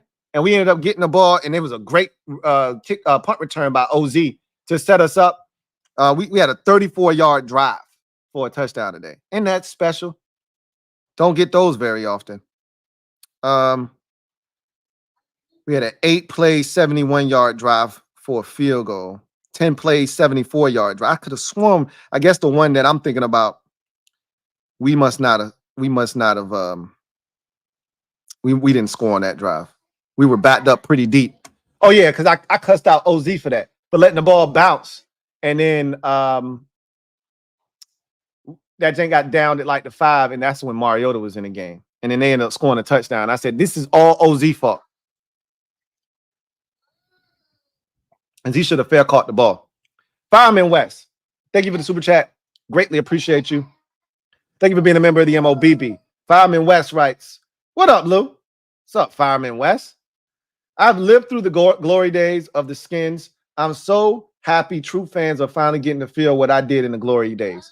Well, that we're not there yet because you enjoyed Super Bowl victories, right? It's different. These are regular season victories. And while those are fun, without these, you don't get the postseason glory. We're working our way towards that. But it just feels good to be coming from where we came from to where we are now. It just feels amazing. It's an immaculate feeling. But we far from done. We got so much more work to do. But as I said, just enjoy the ride. Just enjoy this. For whatever happens, enjoy it all. Because soon there will be real expectations that come with what we're doing. Like we're in the infant stages where you can't do any wrong because there are no expectations for this team. There were none, at least going in.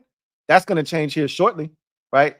With winning, the way that we're winning comes great responsibility, right? With this power that we now have comes great responsibility. And so, yeah, there'll be some expectations, but even if most of us, the easy justification if shit doesn't work is to go, hey, guess what? We weren't supposed to be here anyway. We crashed the party a year or two early. Look at what we doing. Right? We not even on schedule. We ahead of schedule, right? You'll get to a point where that's not acceptable anymore. Like if you're the Bills, it's no longer okay to make the playoffs or win the division. You've passed that already. I need a Super Bowl, right? We're in a position where Anything will make us happy. Anything, right? Because we've been down for so long, but we're gonna get to a point where we're gonna want more. I think some of us are starting to get to that point now, right? So I'm glad that we're getting to a point where we can start having those conversations. Because I said we need to start forging new memories. Stop talking about the past. I love talking about the glory days. I love when y'all tell me about those days. I love talking about the 90s and the early 2000s, and I love reliving that. 2012 was great. I love it, but it's time for some new memories. And it feels like we about to start forging that right now. Navy Ramjet, thank you for the super chat. Greatly appreciate you. Double up. Thank you for doubling up. Navy Ramjet writes, the boa from Samoa is an absolute beast. Honest question. TV broadcast fans seemed a little subdued. I was hoping for more. Was it better live? So I asked the same question, and I've been told by multiple people who were at the game in attendance that it was lit in the stadium. And so I take their word for it. I wasn't there. TVs, look, it didn't look good.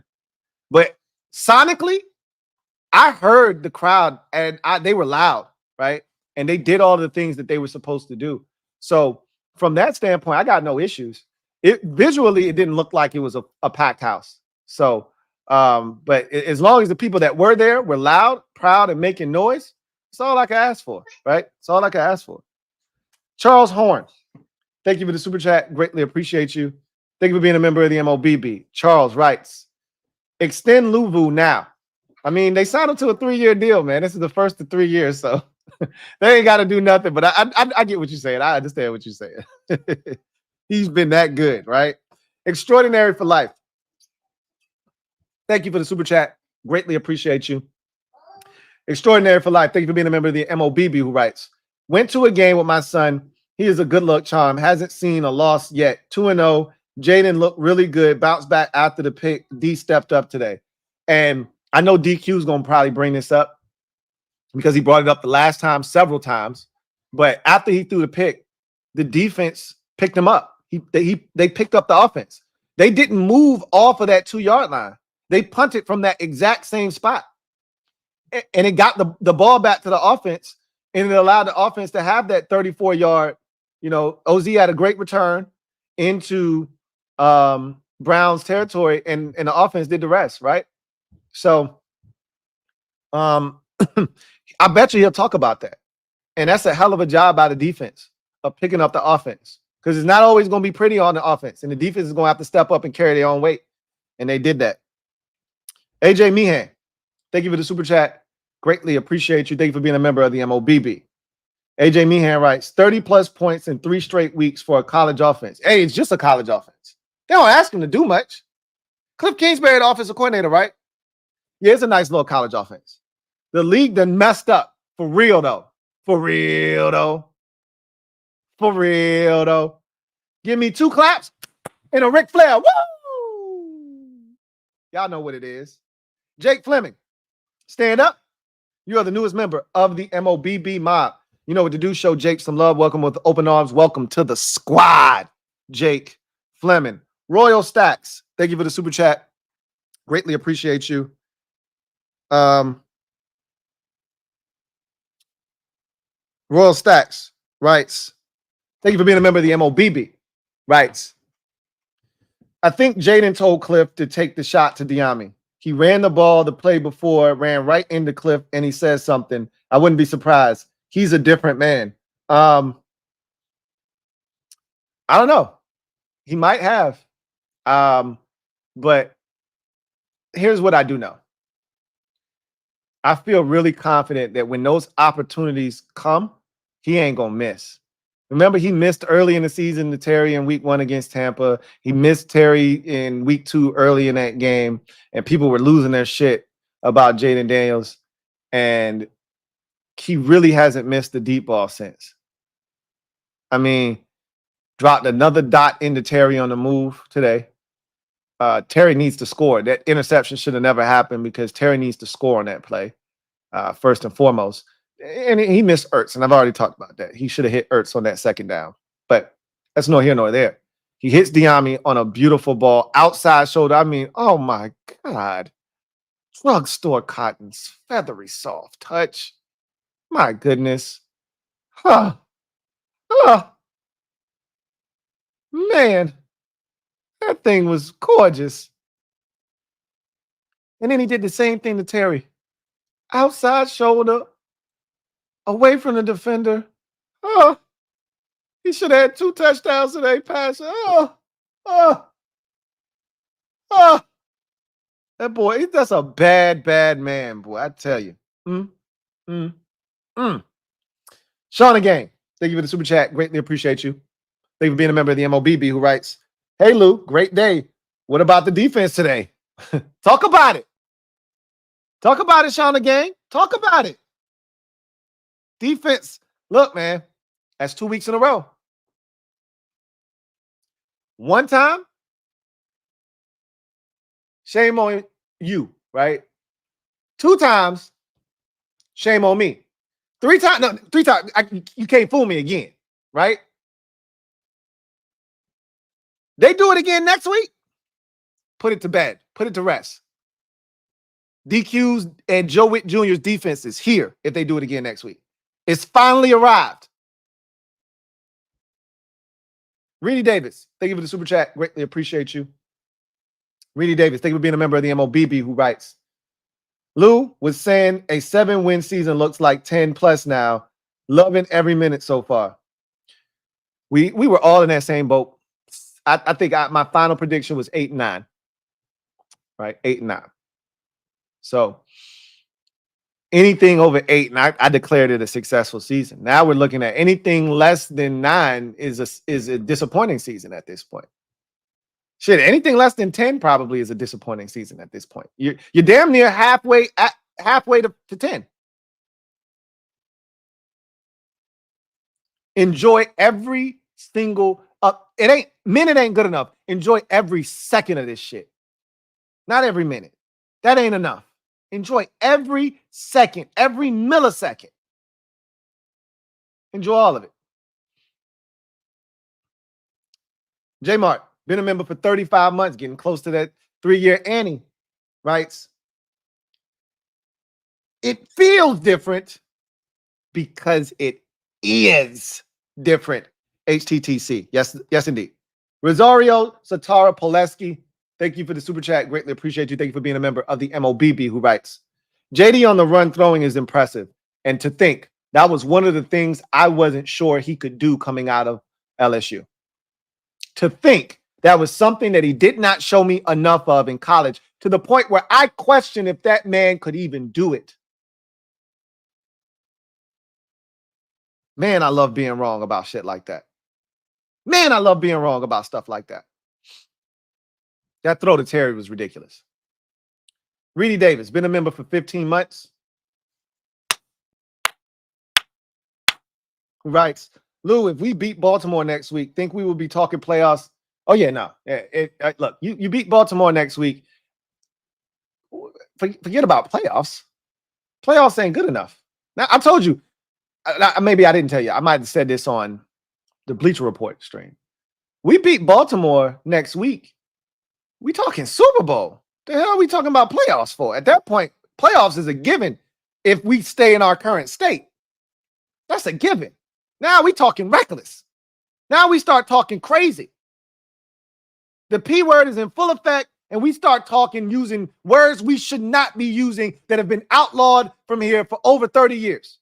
We start using phrases like Super Bowl, championship game, and shit like that.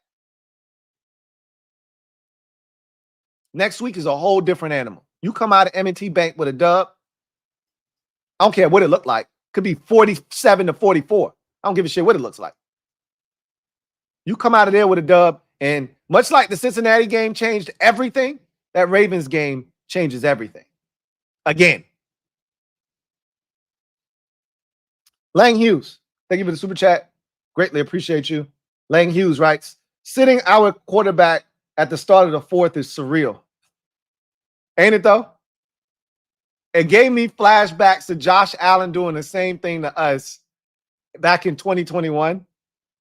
And I just recall how I felt in that moment, man. How disrespected I felt. And I said, man, we better not never let that shit happen again. And to see, and of course it happened to us. Dak hasn't finished games. Cooper Rush is in the Thanksgiving game. Dak didn't finish that game. But that wasn't with 12 minutes to go in the fourth quarter, though. All right. Remember, that was a 2010 game going into the fourth quarter, that Dallas game was. Right. So, understand that this is a little bit different. Right. This is a lot different. What am I saying? This is a lot different. We didn't play our starting quarterback with 12 minutes. He didn't play the whole fourth quarter. That's surreal, bruh. When are we on that end of an ass kicking?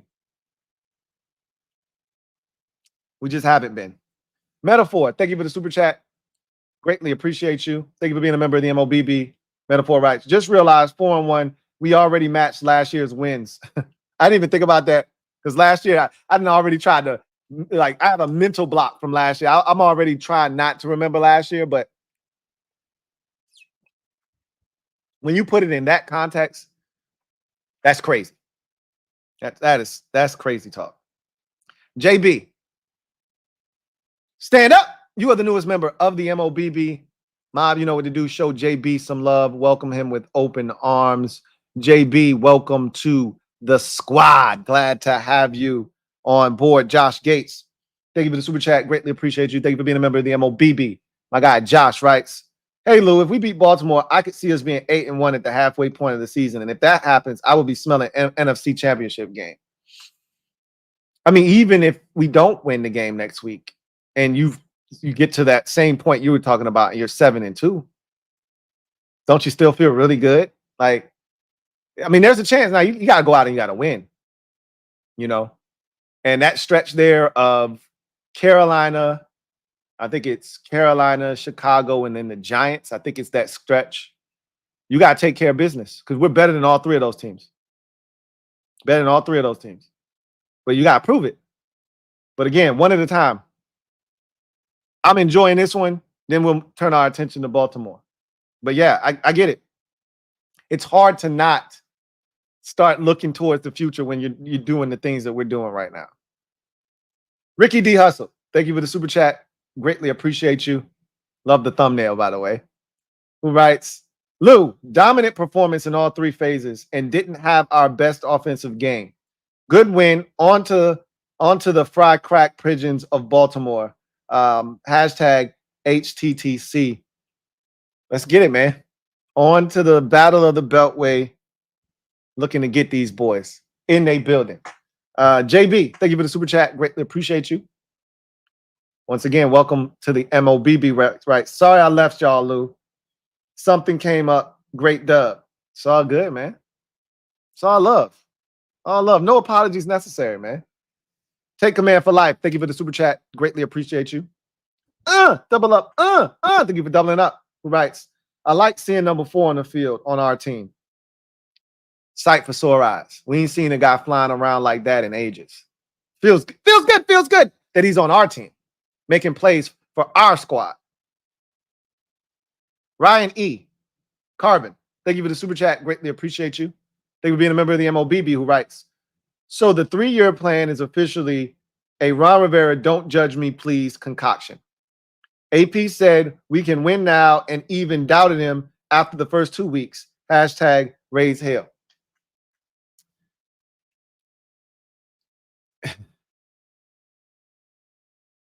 Needing 3 years to turn around a program. Now, again, we would be in that same boat if we didn't have Jaden Daniels. If Ron didn't have a quarterback. And look, Ron was inept. Who are we kidding? He was inept. Coaching staff was inept. He hired every single one of those dudes. Got rid of the one talent evaluator that we did have that had any common sense in the building. Decided he wanted to be the one to pick players.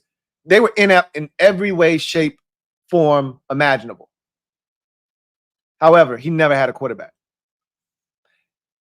When Ronald had a quarterback in Carolina, he went 15-1 and went to the Super Bowl. So Trust me, one of these dudes can change everything for you. Even Ronald had one of them type of seasons. So I can't tell you that Ronald would have turned this thing around this quickly. But what I can tell you is that he could have had success had he had a quarterback like Jaden Daniels, because he's done it before. Now, by the time Ron got out of here, he wasn't who he was when he came in. The building, coaching for, Dan Snyder, all that shit had changed who he was fundamentally. He came in as Riverboat Ron and he left as a shell of himself. I don't want to call names. But to see DQ not even blink in these fourth down situations is a blessing. And it's something that I yearned for. In a big game in 2022 against the Giants on a Sunday night, we played not to lose, and the Giants came into our building and played to win. They went for it on every fourth down and got it. Meanwhile, we tried to punt and pin them and playing as if we not trying to win the game. We trying not to lose. DQ is throwing caution to the wind. We were in the mob, and somebody in the comment section, I won't say any names, of the mob said, take the field goal, kick the point, get the points. And I'm like, nah, bro, it ain't that type of party, man. That ain't how we operate. We aggressive over here. Plus, it's the Browns. I don't got no respect for them. Maybe if we were playing the Ravens, maybe you approach it differently. But in my mind's eye, I'm looking to be aggressive, and I really don't care who the opponent is. We got to have a nobody can stop us mentality. And on fourth down, in 4 or less, I'm looking at Jaden and I'm like, bro, you got this? He's like, yeah, I got this. This ain't no sweat. We haven't failed on fourth down all season long. If that hasn't instilled enough confidence in you that when they line up to go for it on fourth down, that you should want them to go for it and not settle for a field goal, there's only certain instances where you're like, no, you got to take the points. You got to take the points. When we got down there that last time when Terry dropped that pass, you got to take the points. You got to take the points. But if it's 4th and 2, it's 4th and 1, it's 4th and 3, it's 4th and 4, nah, send the offense back out there. You at or past midfield, send the offense back out there. What you doing, man? Go get that first down. Stop playing. That's the luxury that most teams don't have. So when you talk about turning this thing around, it starts with JD5. You can't turn around a program unless you got the horses. He's changed everything. He's changed everything. Big Money Sonny, thank you for the super chat. Greatly appreciate you. Thank you for being a member of the MOBB, my guy. Big Money Sonny writes. Up top, Lou. We up top, baby. We uptown. We downtown. We midtown. We everywhere. We everywhere. Leo Benjamin, thank you for the super chat. Greatly appreciate you. Thank you for being a member of the MOBB. My guy Leo writes, sup, Lou? Sup, Leo? This feels good. Don't it, though? I have cats that used to clown me, texting me on the humble. Don't be. Don't be. All right? Let them have it. Because they was giving you work. LB responded, they getting passed around the same way. We gonna see. I'll just go text back. We'll see. And I'm gonna laugh at him.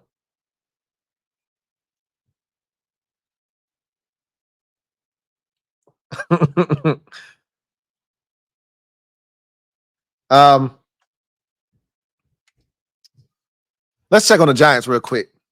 Can't believe they was winning that game. Yeah, they trying to win. After that, they up 10 now. And they got the ball at the Seahawks. Oh, they had their own 36, 4th and 4. They probably about to punt.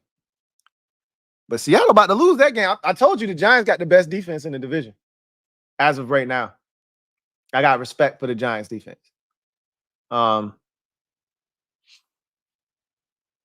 You could argue that so far they were the biggest test that we've had defensively, but again, we didn't punt in that game. So it's hard for me to really truly respect what they did, because if we don't have the penalties, they getting a 40 spot on their skulls. No question in my mind, they getting a 40 piece.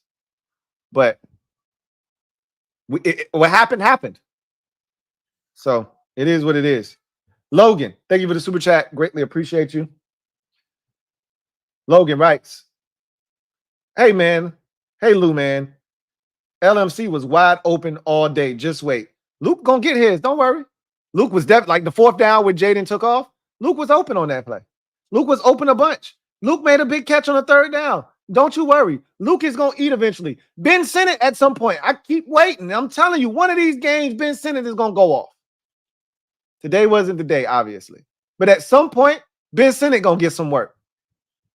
But just be patient. Luke gonna get his too, for sure. Kevin the PRF, thank you for the super chat. Greatly appreciate you.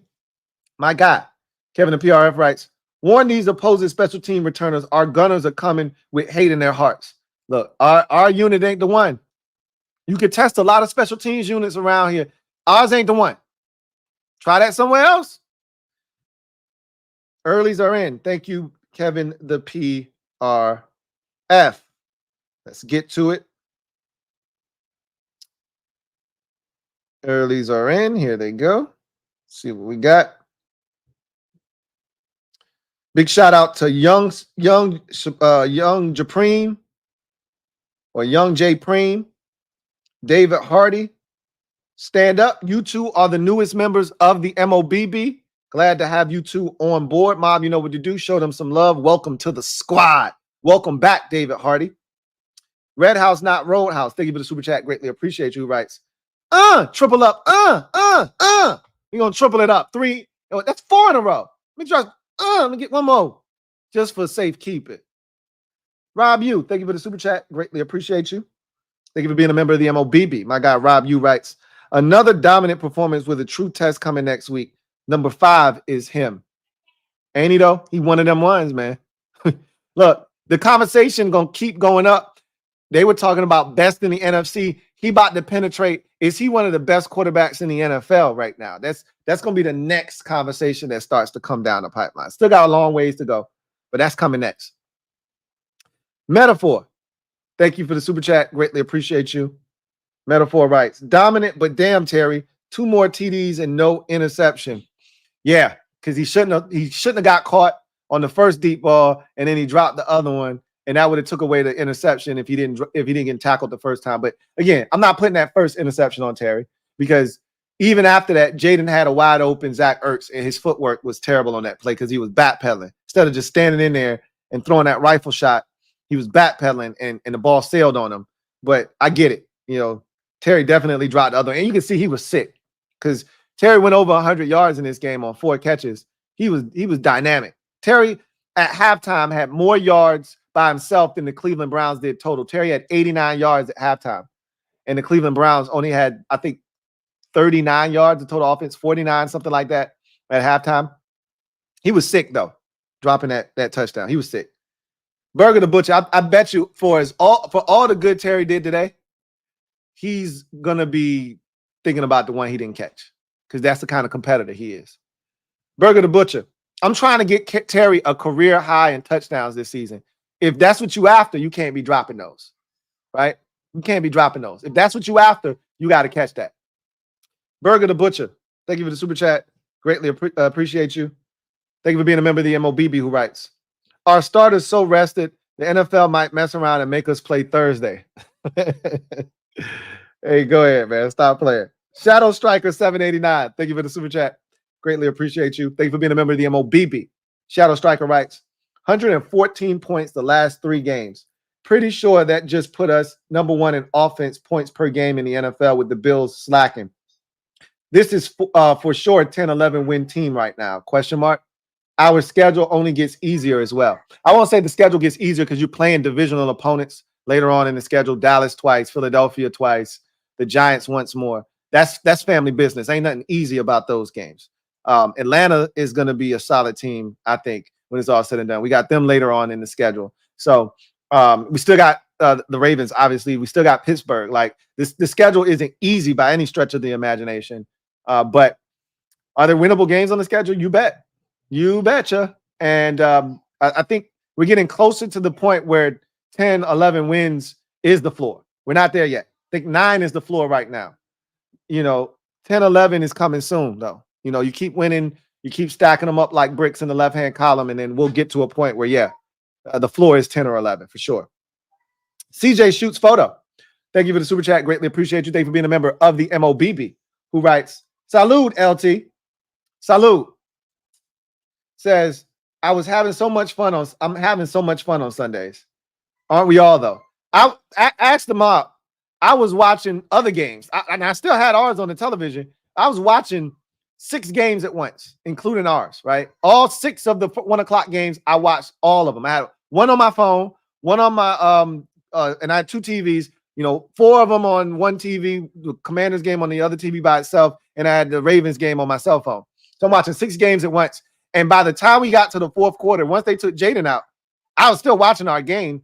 But ask the mob, I'm talking about all the other games. I'm talking about Jacksonville. I'm talking about New England. And I'm talking about Baltimore. And I'm talking about this game and that game. And giving them updates on it. Like, I told them I'm in football heaven right now. My team is up 28 in the 4th quarter.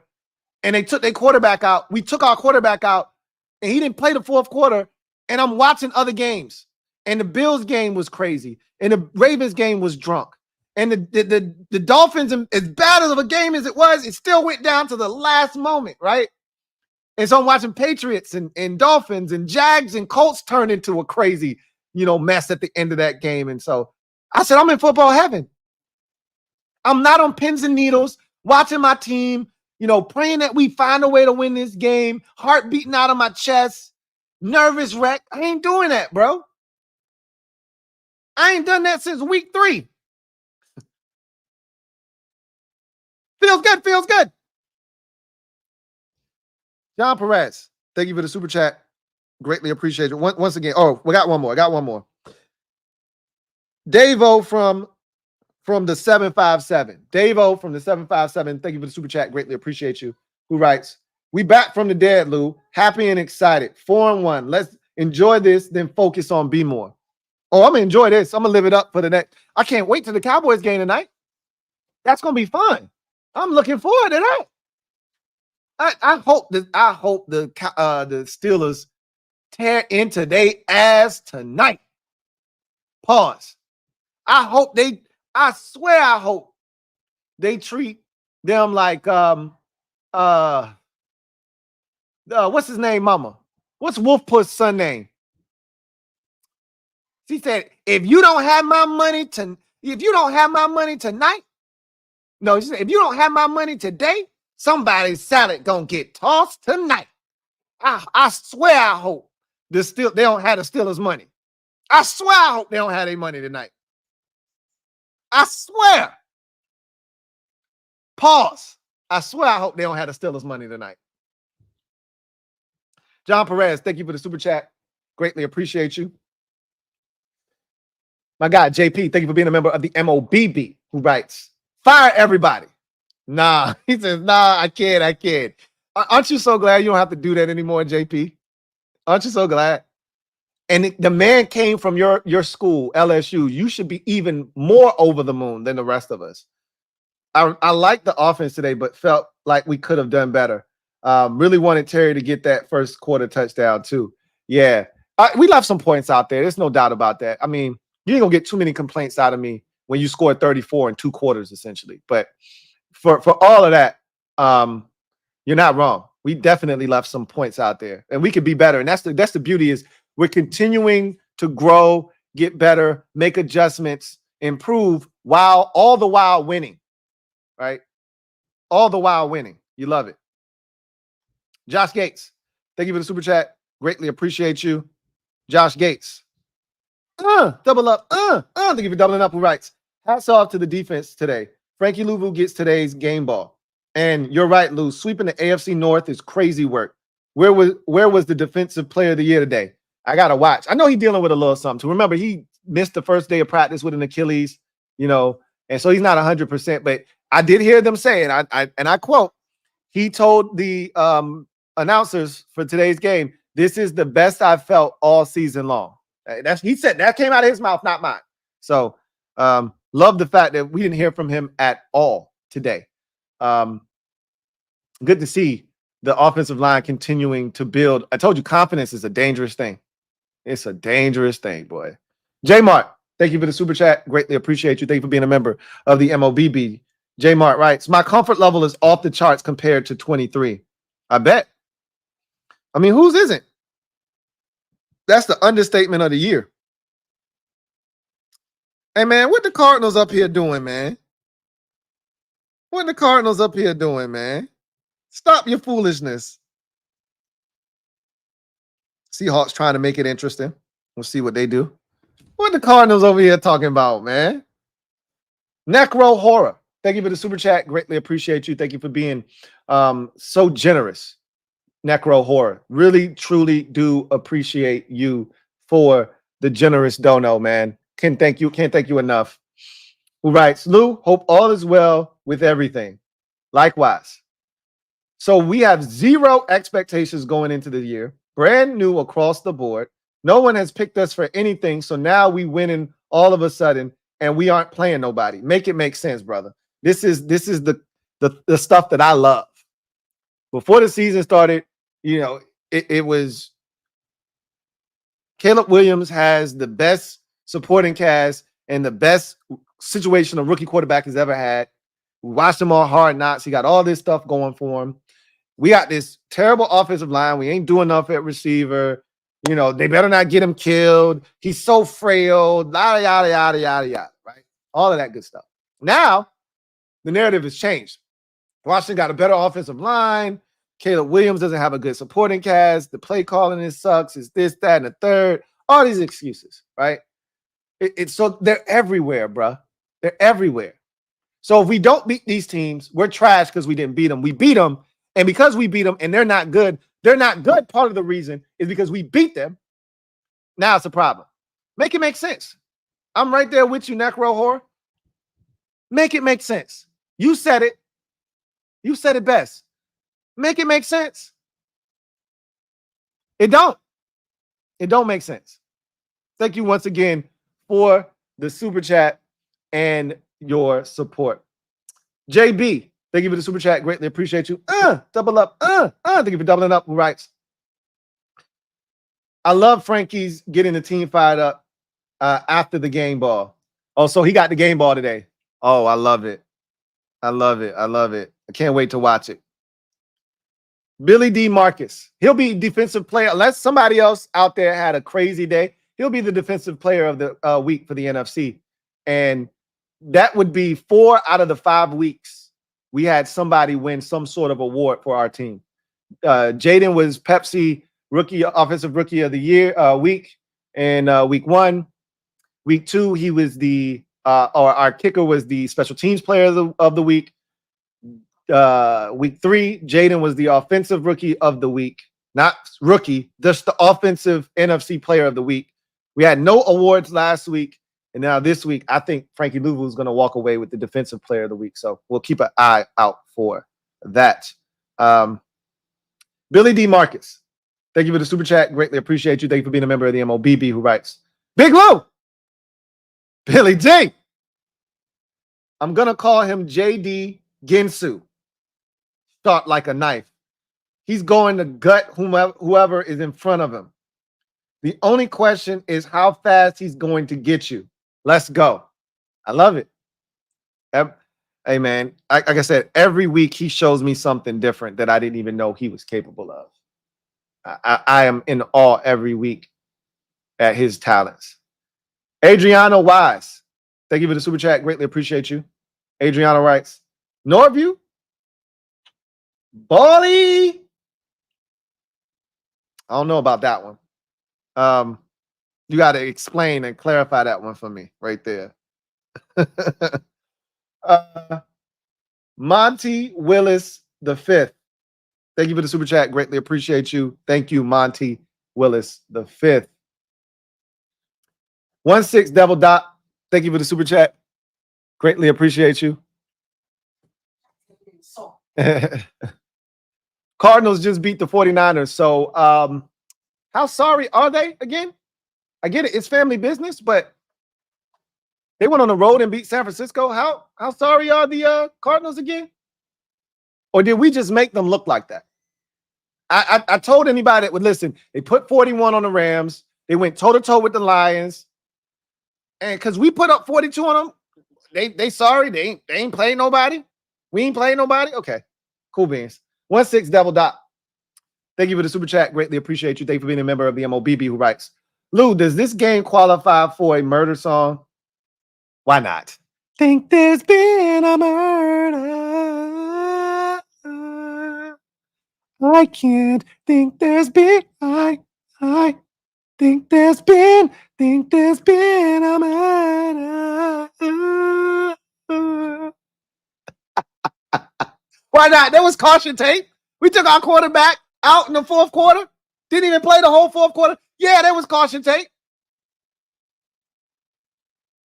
Rev Dot. Thank you for the super chat. Greatly appreciate you. Thank you for being a member of the MOBB who writes, my social circle, quote, y'all not like that. Y'all haven't played anybody. Cincy, Cards, Browns, okay. Hashtag raise hell. 4-on-1. Okay. Cards, and they just beat the 49ers, but we ain't playing nobody yet, though. All right. That's cool. Or whatever. Going Commando. Thank you for the super chat. Greatly appreciate you. Going Commando. Writes, adversity early, turnovers and high expectations, and they overcame it. Great learning experience, but with the dub. Practice going to be all ball security. And look, they weren't sloppy with the handles. Terry, that was a hell of a punch out, right? Terry got lit up. I don't like Terry on those type of plays. He doesn't make anybody miss. He's a straight line runner. I've been abundantly clear. You're going to do that. Do it with OZ. Do it with Diami. Don't do it with Terry. That's not who he is. Remember, he fumbled like that against the Bears back in 2021, I believe it was. Same type of play. Like, don't give Terry the ball in those situations. That's not who he is. I know you want to get him the ball in touches like that because you just want him to touch it, and I'm cool with that too, but there's other ways you can get Terry the ball than that. I'm all for the slants and things of that nature like he had today. Rocky D, thank you for the super chat. Greatly appreciate you. Rocky D, thank you for being a member of the MOBB, writes, next year, we're going to have 4 to 5 Sunday night games next season. Now, they ain't going to give us that many, but we're going to have probably 6 primetime games next year, including Dallas on Thanksgiving, which I'm not looking forward to. But we'll be on Sunday night 3 times next year. We'll be on Thursday night once. We'll be on Monday night twice and Sunday night twice, and then Thanksgiving. So I think we'll be on primetime 6 times next year. 2 on Sunday, 2 on Monday, 1 on Thursday, and then another Thursday. So 2 on Thursday because of Thanksgiving. That's the Jaden Daniels effect. Jay, thank you for the super chat. Greatly appreciate you. Jay writes, who on offensive line has surprised you the most? Wiley. I knew what Cosme was capable of. I knew what Tyler Biotis was capable of. Allegretti would be a close second because I didn't know what we were getting ourselves into. And, the whole tackle situation, but I knew Cornelius Lucas could play. Weren't sure what we were getting into with Brandon Coleman. Still don't, but I like what I've seen. But the biggest surprise is Wiley. Wiley and Allegretti. Nate Master, thank you for the super chat. Greatly appreciate you. Nate Master writes, it's good we rested the fourth quarter while Baltimore was fighting. I love it. And they had to go to overtime. But it ain't like it's a quick turnaround Thursday night game or anything like that. Had it been a Thursday night game, favor us, right? Favor us. Robert Mitchell, been a member for 33 months. Getting close to that 3-year Annie. Who writes, Lou, been a fan of this team since 1972. This feeling we have now for this team feels oh so familiar. I bet it does. I could only imagine what it felt like in 81 when Gibbs was turning this thing around, and then what they did in 82 and 83, right? I don't know what that feels like, but I'm telling you, it probably felt something like this. That's my guess. It's been a long time coming. Yes, it has. Yes, it has. Indeed. Metaphor, thank you for the super chat. Greatly appreciate you. Thank you for being a member of the MOBB. Metaphor says, called 34-16 in CNN 5.5 comments. Not bad. P word? You were damn close. You were 3 points off. That's a good ass score. No, not yet. We're getting close though. Dangerously close. Dangerously close to the P word being a real thing for sure. Mr. CB1274. Thank you for the super chat. Greatly appreciate you. Mr. CB1274 writes, Frankie Louvu, that ninja. Human crowbar. Louvu, that loving that nickname. Getting better on both sides of the ball every week. HTTC. And that dude is something else, man. Something else.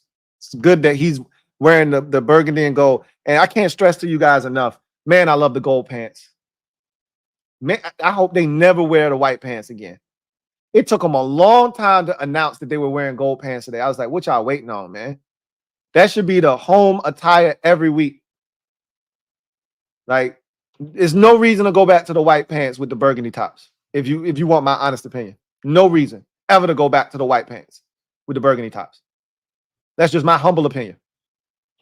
Darnell Kelly, thank you for the super chat. Greatly appreciate you. Thank you for being a member of the MOBB who writes, I said we will be nice. You did. I do remember you saying that. Now, how nice? You ain't think we was going to be this nice, this fast. But there were several of you, and you were one of them that thought we would be nice this season. Got to give you credit where credit is due. Metaphor, thank you for the super chat. Greatly appreciate you. Metaphor writes, haters, AZ sucks? How they playing today? I'm asking for a friend. I'm asking for a friend. Let's see. Cardinals won.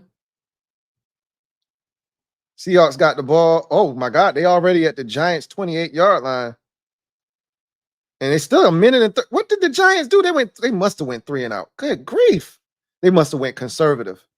No, I take that back. They probably threw the ball and had some incomplete passes. Wow, wowzers. Raiders getting destroyed, which is what we thought would happen. Packers fighting for their life. Matthew Stafford getting the ball back now, so they got a chance to lose too. Look, don't let nobody try to tell you or try to demean or lessen our 4-1 start. Don't let them do it. Don't let them do it. JC, too fly. Thank you for the super chat. Greatly appreciate you. Who writes, I bet JD5 sitting out in the fourth reminded him of his college days playing random FCS teams. LOL. He probably did. He playing South Saginaw Valley State before they start their SEC schedule early in the season, mopping them boys up 57-3. Yeah. Yeah, that's probably what it felt like. Also, being an outspoken Washington fan in Cowboys Saints territory, I'm ready to talk reckless. Hey, do it. Do it, because I know you didn't have to take some ish for a long time. So do it. And don't feel bad about it. I keep telling anybody that'll listen, if you got a chance and they've been giving you work, it's time for you to flip the tables on them. Flip the script. Todd Lear. No way. The Giants ain't blocked the kick and return it for no touchdown. Stop it. Stop it. Did they really? Stop it.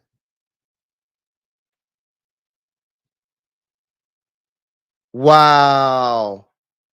Craziness. Todd Lear, thank you for the super chat. Greatly appreciate you. Thank you for being a member of the MOBB. Todd writes, this matchup with the Ravens is going to be fun. This team has made statement after statement, and next week will be a big opportunity for another. Starting to feel greedy with the winning. Facts. Like, I was in a mob and I was talking reckless. I'm watching the Ravens get cooked on defense, and I put in all caps. We will beat the Ravens next week. Then Lamar Jackson has a low snap, bobbles it, picks it up, runs to the right sideline, and throws a dot for a touchdown in end zone. And I said, I retract my statement. We will not beat the Ravens next week. So I was having some fun in there in the comment section, but I only brought it up to say I'm getting greedy. I'm getting to the point now where I'm not afraid of anybody. I respect every opponent. As a wise man once said, respect everyone, fear no one.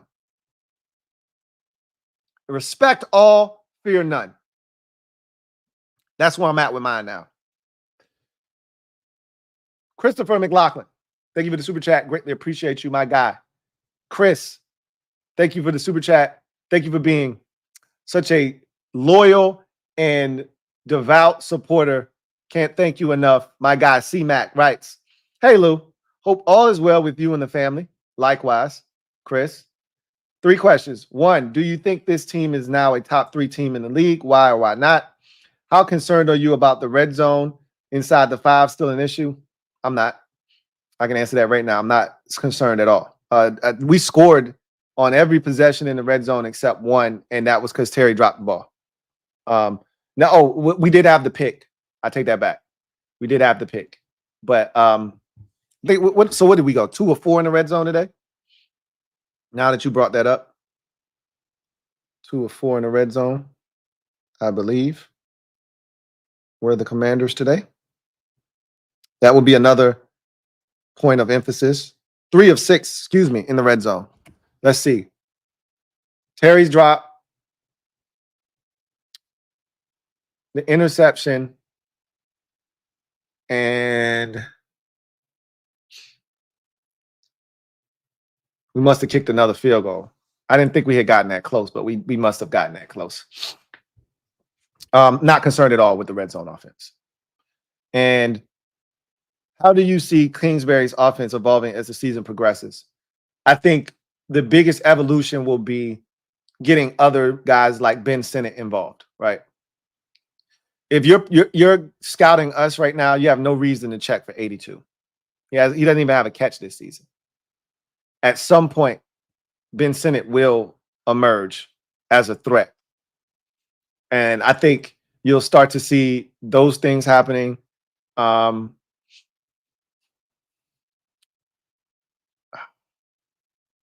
mean, I'm pretty sure there's more. There's other things that can be done to help this offense evolve. But right now, I mean, Cliff is in his bag, man. I don't know if I would change too much. I thought there were some times early in the game today I didn't necessarily love it, but again, it's easy to second guess when things don't work.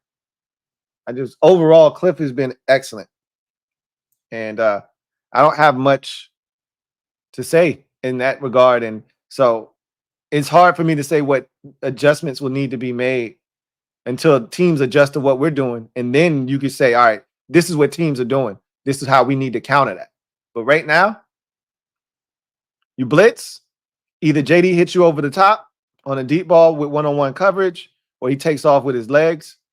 If you play man coverage and he doesn't like what he sees, he takes off and runs, or he still beats you with his arm. If you play zone, he finds the hole in the zone and gets the ball to a receiver.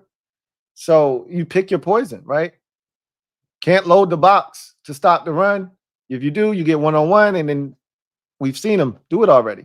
So I don't know how the offense has to evolve quite yet. Do I think this team is top 3 in the league right now? No, I don't. Not yet. You still got Kansas City undefeated. They play Monday. You still got Minnesota undefeated. You got to give them credit. Detroit is still, until, Detroit is, not that team anymore. You got to give Detroit some love. You still got to respect Houston. They were able to pull it out today, even though I'm starting to question DeMeco Ryans as a coach at times. This is the second time this season I've seen him do some almost cost his team worthy bullshit. They should have lost that game, or at least had to go to overtime. They kicker bailed them out again, 59 yards this time. So DeMeco did some stupid ass shit. So and I don't know. I can't even really fully blame him because he don't call the offensive plays, but that was stupid. We'll talk about that on the podcast, though. But I still think Houston's really good. So it's hard for me to elevate us to top 3, but we're in the top 5. We're in the top. I think those are the only 4 teams right now that are better than us right now. Martin Matthews, thank you for the super chat. Greatly appreciate you. Martin Matthews, Double M, writes, hey, Louie, I think our D is better than Cincinnati, and them boys held that monster to 3 yards per. If our secondary holds up, we can take these boys next week. Watch out there now. I'm going to tell you, I I can't say what we will or won't do, but I'm still not convinced our run defense is 100% fixed. We're going to be tested next week. And there's no ifs, ands, or buts about it. I need to see it to believe it. I need to see it. Benjamin Slade, thank you for the super chat. Greatly appreciate you. Double up. Thank you for doubling up. My God, Ben writes, when I was in trouble as a kid, I remember in fear of my dad coming home for the ass whooping I had coming. NFC East fans are watching scared. Daddy is home. HTTC. That's a great analogy because we all been there before, right? Teacher called, your mom at work or your dad or whomever, and it's BTA time, right? When you get home, it's BTA. And in those moments, it's the worst. They see it coming. And some are still in denial, like LB still in denial. And that's cool. Because that makes it hurt even more when you're in denial. But most of them see what's coming on the horizon. They're like, oh shit, here we go. And I love it.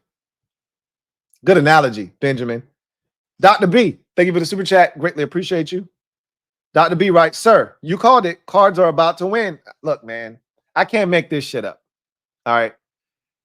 I already told you, you can try to demean our wins all you want, but we beat quality teams. Their record may not express that, and that's fine because you are what your record says you are.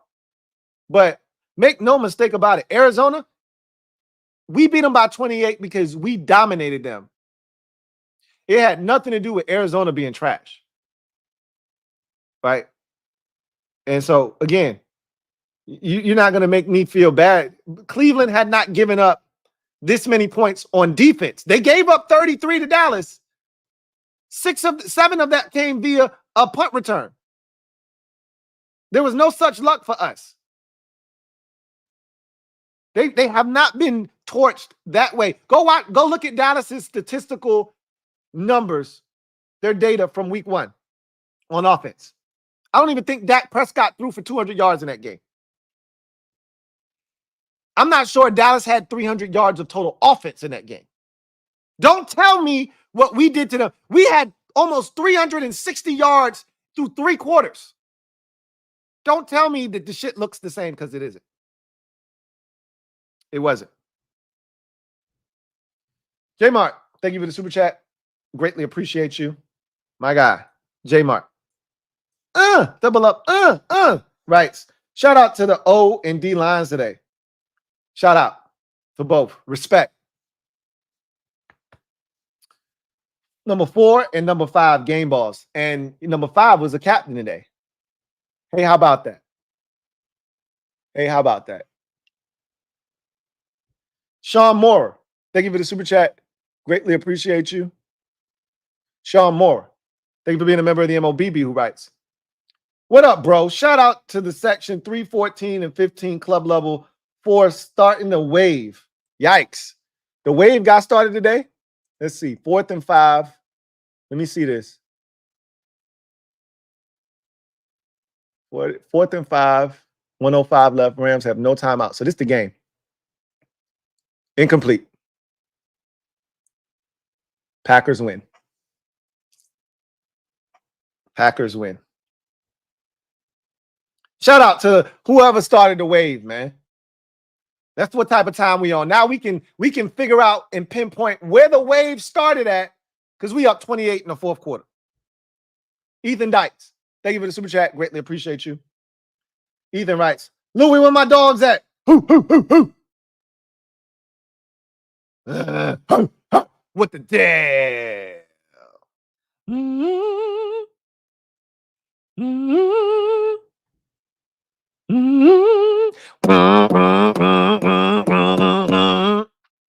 Daniel Moore, thank you for the super chat. Greatly appreciate you.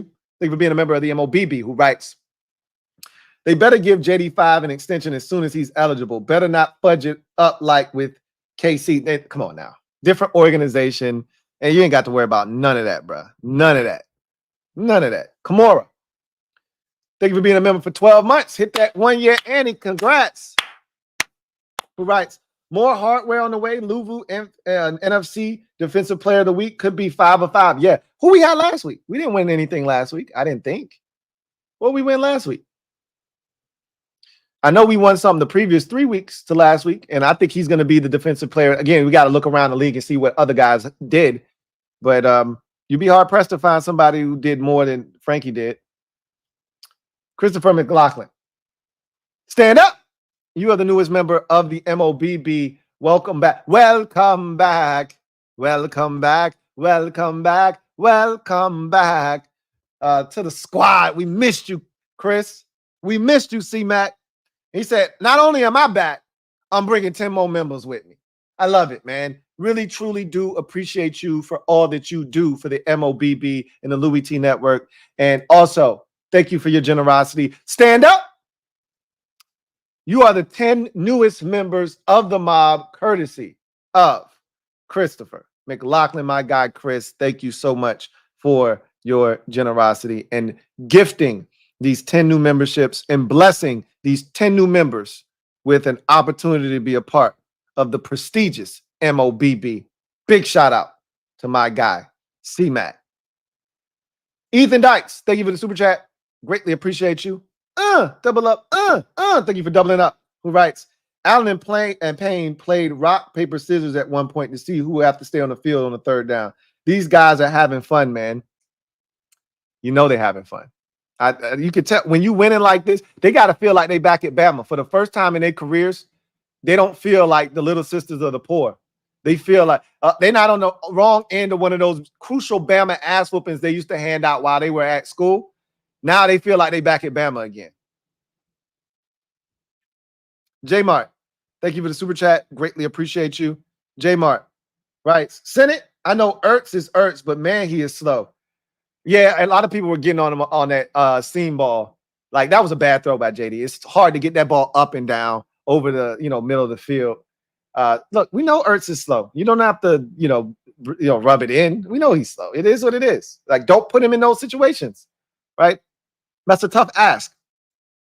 Maybe an adjustment down the road is we put Senate in that opportunity to go up the seam like he did in the preseason game against the Jets, right?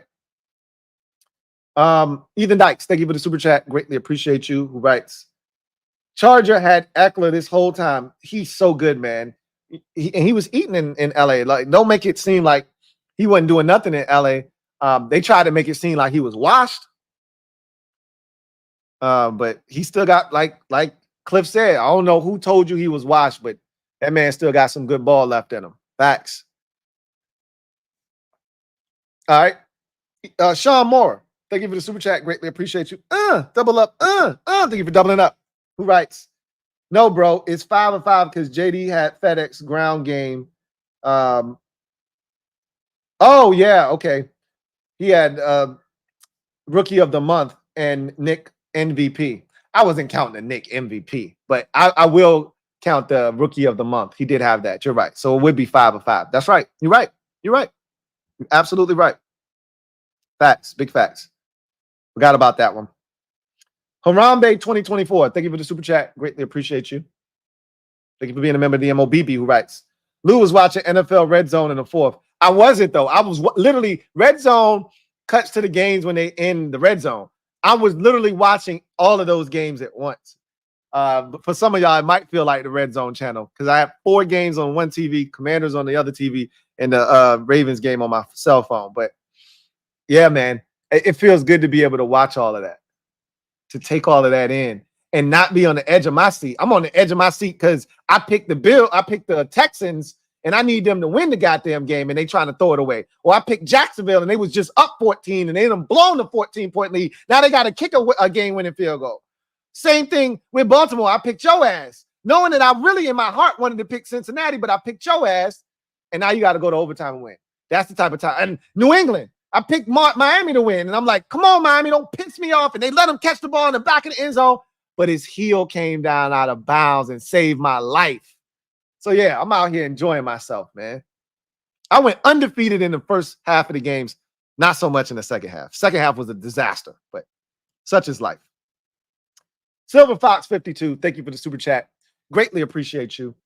Thank you for being a member of the MOBB who writes, hey, Lou, in Ray Charles' voice, we made it do what it do, baby. Made it do what it do, baby. Yes, indeed. Derek Bank, thank you for the super chat. Greatly appreciate you. Thank you for being a member of the MOBB writes, boys fan, don't sleep on my division games. I'm circling them. We look, man, those mean the most to us because for so long we've been down and teams like Dallas been picking on us. Like I told you, the one team in the division I didn't fear was Philadelphia. Because even when we were garbage, we used to always get them a run. Now I want to spank those boys. I don't want to just beat them. I want to destroy them. And I think we capable. Them and Dallas. I truly do. But you know, it's different when you're playing in within the division and when it's family business. You know how that shit go. It's gonna hit different, but I love where we at. Blue Magic 73. Thank you for the super chat. Greatly appreciate you. Thank you for being a member of the MOBB who writes, Wasabi, Lou. Wasabi. Has the league regressed as a whole? I don't think so. I don't think that's the case. I think, you know, the NFL is a league based off of parity. And what you've seen is that there are no dominant teams. I think that is what you're seeing. There are no teams that you look at, I don't know how the hell we're going to beat them. The two undefeated teams, both of them have escaped with their lives, you know, in 3 out of their 5 victories. Nobody's dominant. Nobody looks like an alpha to the point where you're like, man, I don't know how we're going to beat them. I don't think the league has regressed. I just think it's more of an even playing field. You know, there are less have-nots. We would normally get to this point in the season and there'd be 3 or 4 teams who haven't won a game yet. There are no winless teams in the NFL right now. There are less have-nots. There are less haves, and the middle class has expanded. Now, you could be upper middle crust, right? Like you're kind of trending towards the haves. But for the most part, it's a lot of good teams, and you got to try to find a way to separate. All right.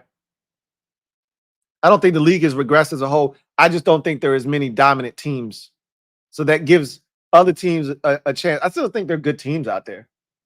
You know, still think there's some really good teams out there. Samurai L. Jackson, thank you for the super chat. Greatly appreciate you.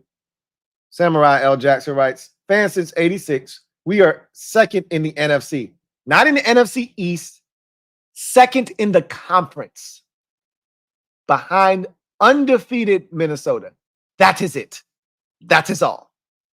If the playoffs started today, we would be the number 2 seed in the conference. I'm greedy. Hey, man. I might have to go put some money down on us being the number 1 seed in the NFC. I don't know what the odds look like, but at one point it was like plus 20,000 or something like that. I might have to go check that out and put $100 down and just walk away. I might have to do that. Harambe 2024. Thank you for the super chat. Greatly appreciate you. Double up. Thank you for doubling up. Who writes, can't believe we out here just absolutely destroying opponents' team spirits. You can just see their faces. That was us for 25 years. Facts. I was looking at the Browns. It's crazy that you brought that up. I was looking at the Browns. I was looking at Myles Garrett chewing on his mouthpiece on the sidelines. I was looking at Deshaun Watson with his towel on his head. I was looking at some of their players with this dejected look on their face.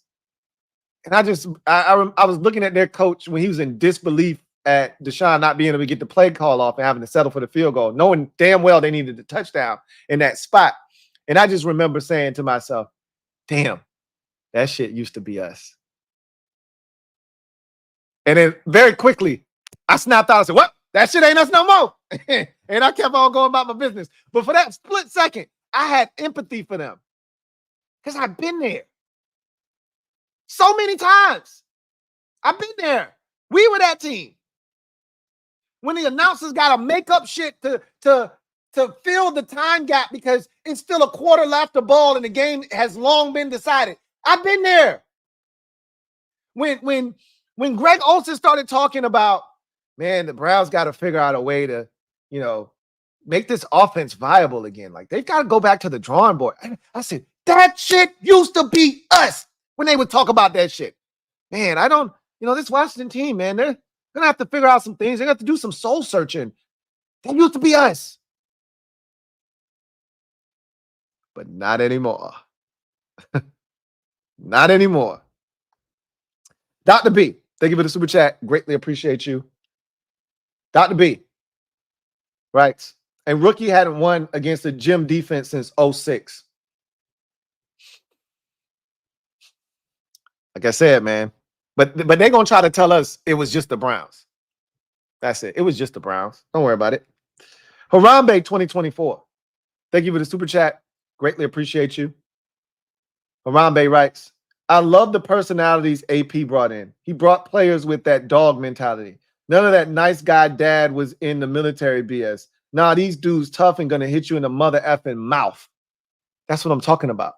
At some point, you got to understand that this is football and you fielding a football team, not a Boy Scout, troop. It's a football team. And so at some point, you got to say, hey, where them bad mofos at? Let me sign a couple of them up. And they did that. And we just getting started. You got to also think about it. This is an incomplete roster, and we doing this with an incomplete roster. I told y'all my guy Silver V, who's a Chiefs fan, sent out a great super chat at the end of my podcast last week. He said, enjoy this, embrace it. What y'all doing right now is eerily similar to Mahomes year one. We knew we were embarking upon something great. And although they didn't win the Super Bowl that year, they went to the AFC Championship game and lost to Brady. And after that, they ain't looked back. We could be at the beginning of that type shit in the NFC. That could be us. Like, I'm not going to go that crazy right now, but we trending in that direction. Sean Moore, thank you for the super chat. Greatly appreciate you. Sean writes, I was there, bro, in 315. Oh, I knew you was. You couldn't have known the exact section and where it started. You had to be there to know that that's where the wave originated. Of course, I knew that already, Sean.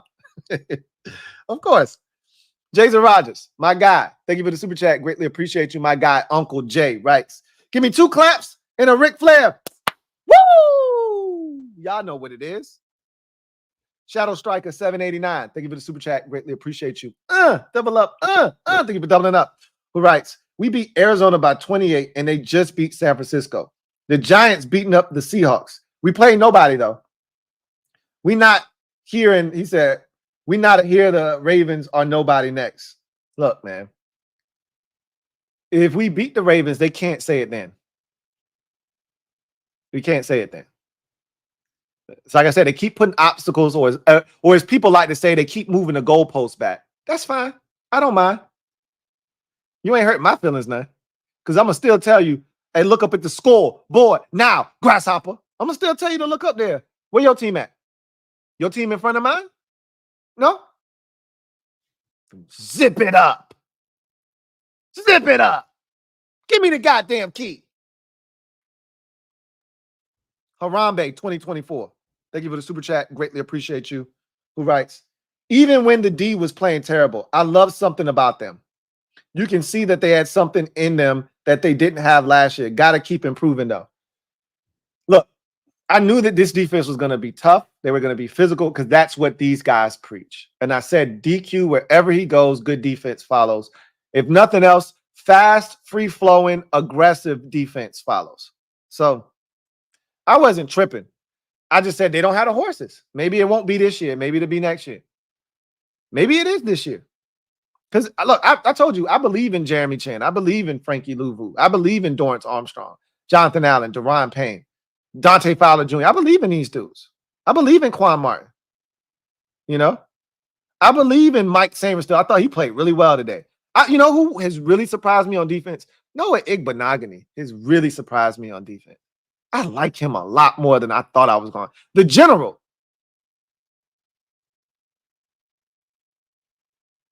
I like the general a lot. This defense, they starting to grow on me. Next week is their biggest test of the season. Abdallah, thank you for the super chat. Greatly appreciate you. Thank you for being a member of the MOBB. Abdallah writes, man, Bad Dog and Henna still saying they should have beat us. Bunch of cope artists. Again, it's gonna hit them differently now that they've won 2 out of their last 3 games. So now they're thinking what did I say when I saw the score originally when it was 20-13? I said, I know the Giants fans, now they going to be talking about that. You know, if they don't drop this pass, we're in first place in the division, right? That's going to be their rallying cry, right? If we don't drop the pass, well, you did drop the pass. And you got lucky. And my rebuttal to any Giants fan is, if we don't have 4 false start penalties in the red zone, you're not even close, bro. You didn't force us to punt the entire game. What are we talking about right now? I don't want to hear about your kicker. Your kicker doesn't play defense. I don't want to hear about the drop pass. Malik Neighbors don't play defense. You couldn't stop us. You got lucky. You want to call what happened to us? You got lucky. You see what we doing to these teams out here? That would have been you without the penalties. We ain't done it since. Next time, you might not be so lucky. That's how I approach that. He says, we've been a long time coming. We have just clicked amazingly. It's crazy how fast it's happened. I couldn't have imagined it would happen this soon. Would have never got me to see that coming at all. Harambe, thank you for the super chat. Greatly appreciate you. Harambe 2024 writes, ever since week 2 against the Giants, the narrative was that we were the get-right team every week. Every week. I love it. Cincinnati, same thing. Arizona, same thing. Even Cleveland feels good to crush those teams and silence their crowds. You heard Greg Olsen during the telecast talk about, I just thought Cleveland could do something on offense. This was their opportunity to get right on the offensive side. This Washington defense, you watch them, and they're coming into this game. They were one of the worst defenses in football. And I was like, y'all keep talking that shit. You talking shit, bitch. Y'all keep talking that shit. Remember I told y'all I slipped up on Cleveland's, on some Cleveland content on accident on a short. And the dude was like, this is a must-win game. This was the easy part of our schedule. And this is the last game of that easy part. They got to fight him. I'm like, he ain't been watching. He don't know what he about to walk into. Don't worry about it. He'll figure it out. He'll figure it out. I love it too. I love silencing their crowds as well. Christopher McLaughlin, thank you for the super chat. Greatly appreciate you. Thank you for being a member of the MOBB. My guy, Chris, welcome back. Welcome back. Welcome back. Welcome back. Welcome back.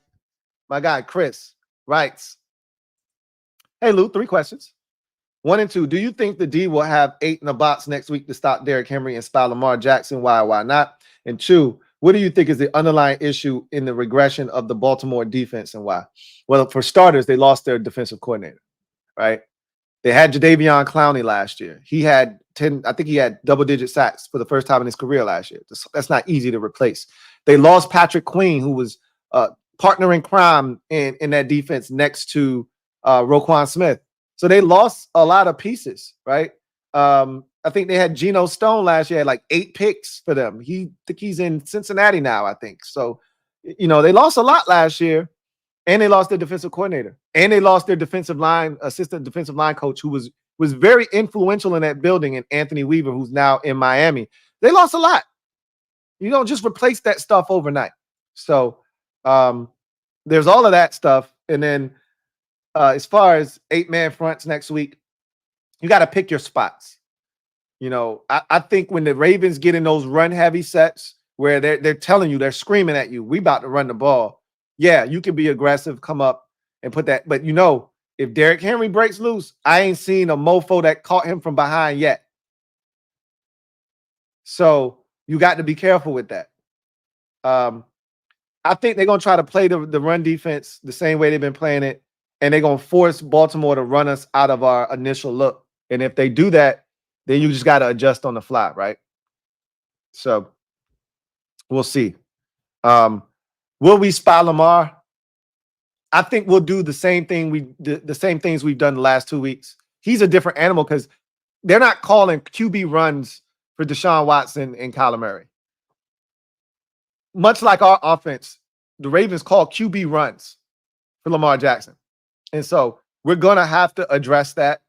But much like the last 2 weeks, I think we're going to have a guy, you're going to play a lot more zone. Can't play man against these type quarterbacks. It's a mistake to play man coverage. So you're going to have eyes on the quarterback like Frankie did on that play with Watson when he fumbled, or when they were down in the red zone, excuse me, and Watson got away and Frankie forced him to throw the ball out of bounds. He started to try to get away, and Frankie was there to close that distance. You're going to see a lot of that, I think. You're going to see a lot of that. Big Money Sonny. Thank you for the super chat. Greatly appreciate you. My guy, Big Money Sonny. Double up. Thank you for doubling up. Who writes, Lou, that 40 burger was on the grill today, but a raven swooped through and plucked it. We went up top, Lou, and it's still up top. Rat birds are next. Man, that 40 burger smelled so delicious. I smelt this shit on the grill, Big Money Sonny. When Terry dropped that ball, I was like, we ain't getting 40 today. That was the last hope. Because we could have got into, field goal range late and made a field goal. But I was like, we ain't getting a 40 burger now. That 40 burger, I'm smelling it, man. I wanted it 2 weeks in a row. I ain't even gonna hold you. I wanted it. It wasn't meant to be. Well, we up top. We up top, though. You asked for it. Just Andre, thank you for the super chat. Greatly appreciate you. Thank you for being a member of the MOBB. My guy, Just Andre, writes, you think the current front office would draft Gonzalez instead of Forbes? We could have had JOK too. Feels good to have a competent front office. Hope this keeps up. I can't say what they would or wouldn't have done. If they were choosing between the corners, no doubt in my mind they would have took Gonzalez. No doubt in my mind. Now, I don't know if they would have taken JOK back in that draft back in 21. I'm not sure if that's what they would have done or not. But just know that they're going to get us good football players. We won't be asking these types of questions, especially about first-round picks. We won't be asking ourselves these questions with this group. Video channel. Thank you for the super chat. Greatly appreciate you. Give me 2 claps and a Ric Flair. Woo!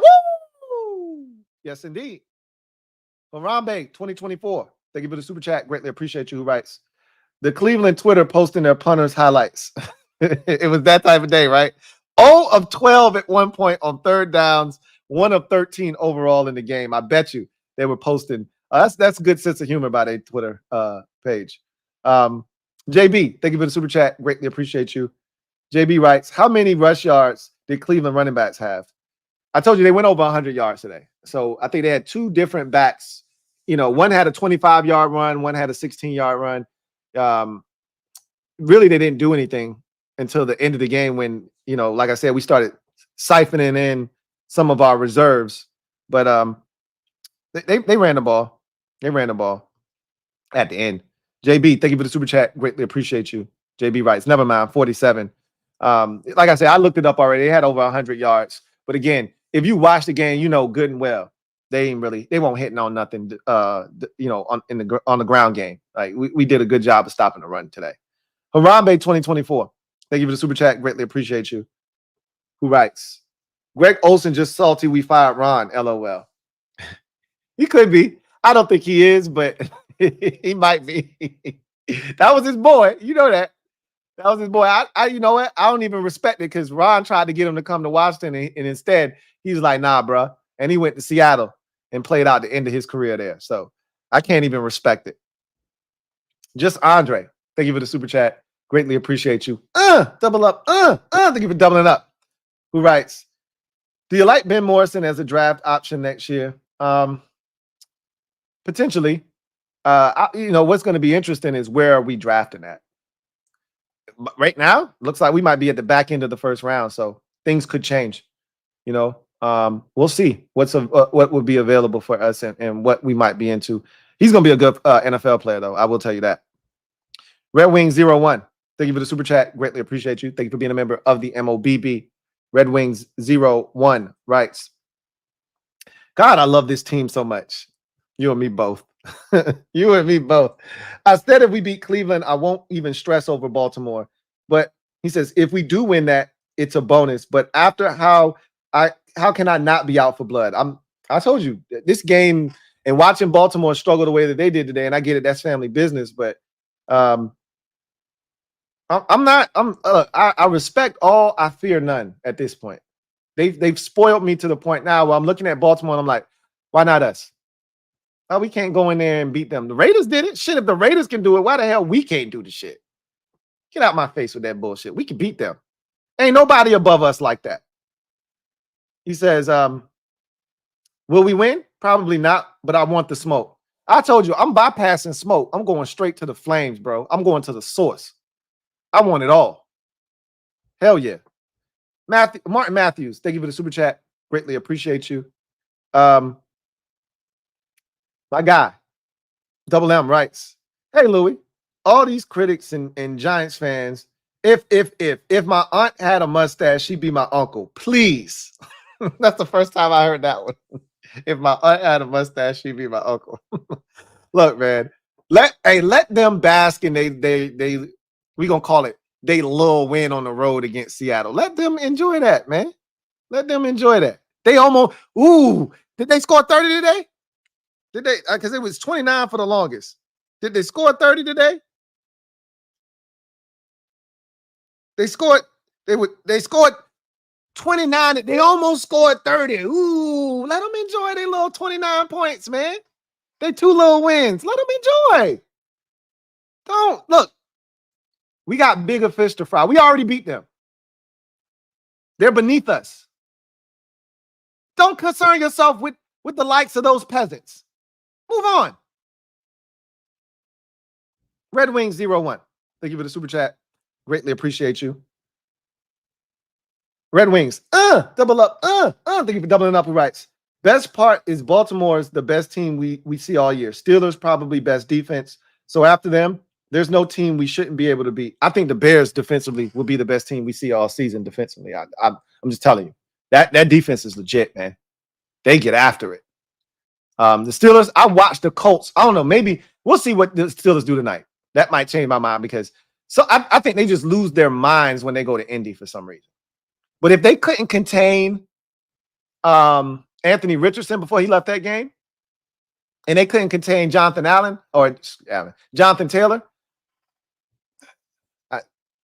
I think we run a similar offense in terms of Shane Steichen's creativity. If they couldn't stop them, they're going to have a hard time stopping us. It's the Bears I'm looking at and saying, hey, man, that defense right there, they on a new level. They on a new level. I'm loving it, though. Ba-da-ba-ba-ba. Kamora, thank you for the super chat. Greatly appreciate you. Kamora writes, JD5, double up, thank you for doubling up writes. JD5 was rookie of the, not year, in week 4. He was rookie of the month. Yeah, no, somebody brought that to my attention, man. Yeah, I forgot all about that. Swaggy P, thank you for the super chat. Greatly appreciate you. Double up, thank you for doubling up writes. By the way, Lou, it's spelled oos, not oos. Look, I'm a phonetic guy, right? Phonetically, it sounds like O-U-S, but I can get with that. Either way, different spelling, same message. Can't wait to see the film of this defense flying around. Look, I love to be educated. So if it's U-C-E, that's what I'm going to be putting in the comment section from now on, right? That's what I'm going to be putting. So I appreciate the correction there, man. I love it. Oos! Harambe 2024. Thank you for the super chat. Greatly appreciate you. Harambe 2024 writes, Greg Olson over there talking about the current staff saying they inherited good pieces for the previous staff. Yeah, okay. That's why AP got rid of a lot. And that was funny listening. Again, you see how the narrative shifts, right? It's ever so subtle. If you don't catch it and nip that shit in the bud, it's allowed to continue on, and then people start believing it. Oh, y'all had a good squad last year. No, we didn't. We were a 4-win team. We had the number 2 pick in the draft. What are you talking about? We got the highest turnover rate of any team this season. When Chef P was asked about this roster and the pieces that existed on it, remember there was like a 5-second pause before he answered the question because he was trying not to be disrespectful? It won't shit here. Outside of Terry, Tress, Jonathan, Deron, and Jeremy Reeves, and some of the young boys, it won't sit here. And Sam Cosmi. Like, it's amazing that they now the narrative is they had a head start. They had a lot of people. What the hell ever, man? Because you talking about? Stop making shit up. Trying to demean the changes that just admit they went in, they gutted this bitch, and you didn't think they could get this bitch up and rolling as fast as they did. They told us it wasn't no rebuild, it was a recalibration. Well, looks like they found their damn north. Key himself. Thank you for the super chat. Greatly appreciate you. He himself writes, Lionel Lou, please sing All Night Long for us again. Why? Why you want me to sing it for? Oh, man. Now you got me smiling too damn hard. I can't even get shit out. All night long, all night. Oh, all night long, all night, all night. Hopefully the Steelers are getting busy on the Cowboys all night long, all night. Oh, all night long, all night, all night. Just Andre. Thank you for the super chat. Greatly appreciate you. Just Andre writes, this defense with 2 new cornerbacks next year can't wait. I don't know if we'll have 2 new corners next year or not, but we'll definitely have one for sure. The likelihood is there'll probably be one in free agency, one in the draft is my guess. But, you know, we'll see. We'll see what ultimately happens. I just know. Feels good. Feels good. GT7, thank you for the super chat. Greatly appreciate you. GT7 writes, Olsen is a Ron guy, so he had an agenda. Yeah, he was a Ron guy, but he understands Ron ain't get the shit done. He went 4-13 last year. What is there to say? Like, it'd be one thing if he got hosed. We fired him after, you know, he went 8-7-1 and barely missed the playoffs. No, he was trash. Harambe 2024. I just think this is the thing. I just think a lot of people are so used to us being bad that it's hard for them to justify us being good. So they're trying to make up things in their mind to rationalize it because their brain, this shit don't compute. Washington good? One of the best in the league. Nah, man. I got to find a reason to try to discredit this shit because this can't be real. But it is, though. Harambe 2024. Thank you for the super chat. Greatly appreciate you. Who writes, song should be called BTA All Night by Louie Tee. Belt to ass all night. Oh, belt to ass all night. All night. Door Gunner, thank you for the super chat. Greatly appreciate you. Door Gunner, double up. Thank you for doubling up. Who writes, for you not to sing, my dog is losing his mind right now. I sing to have your dog go crazy. That is one of the joys of my day. I love it.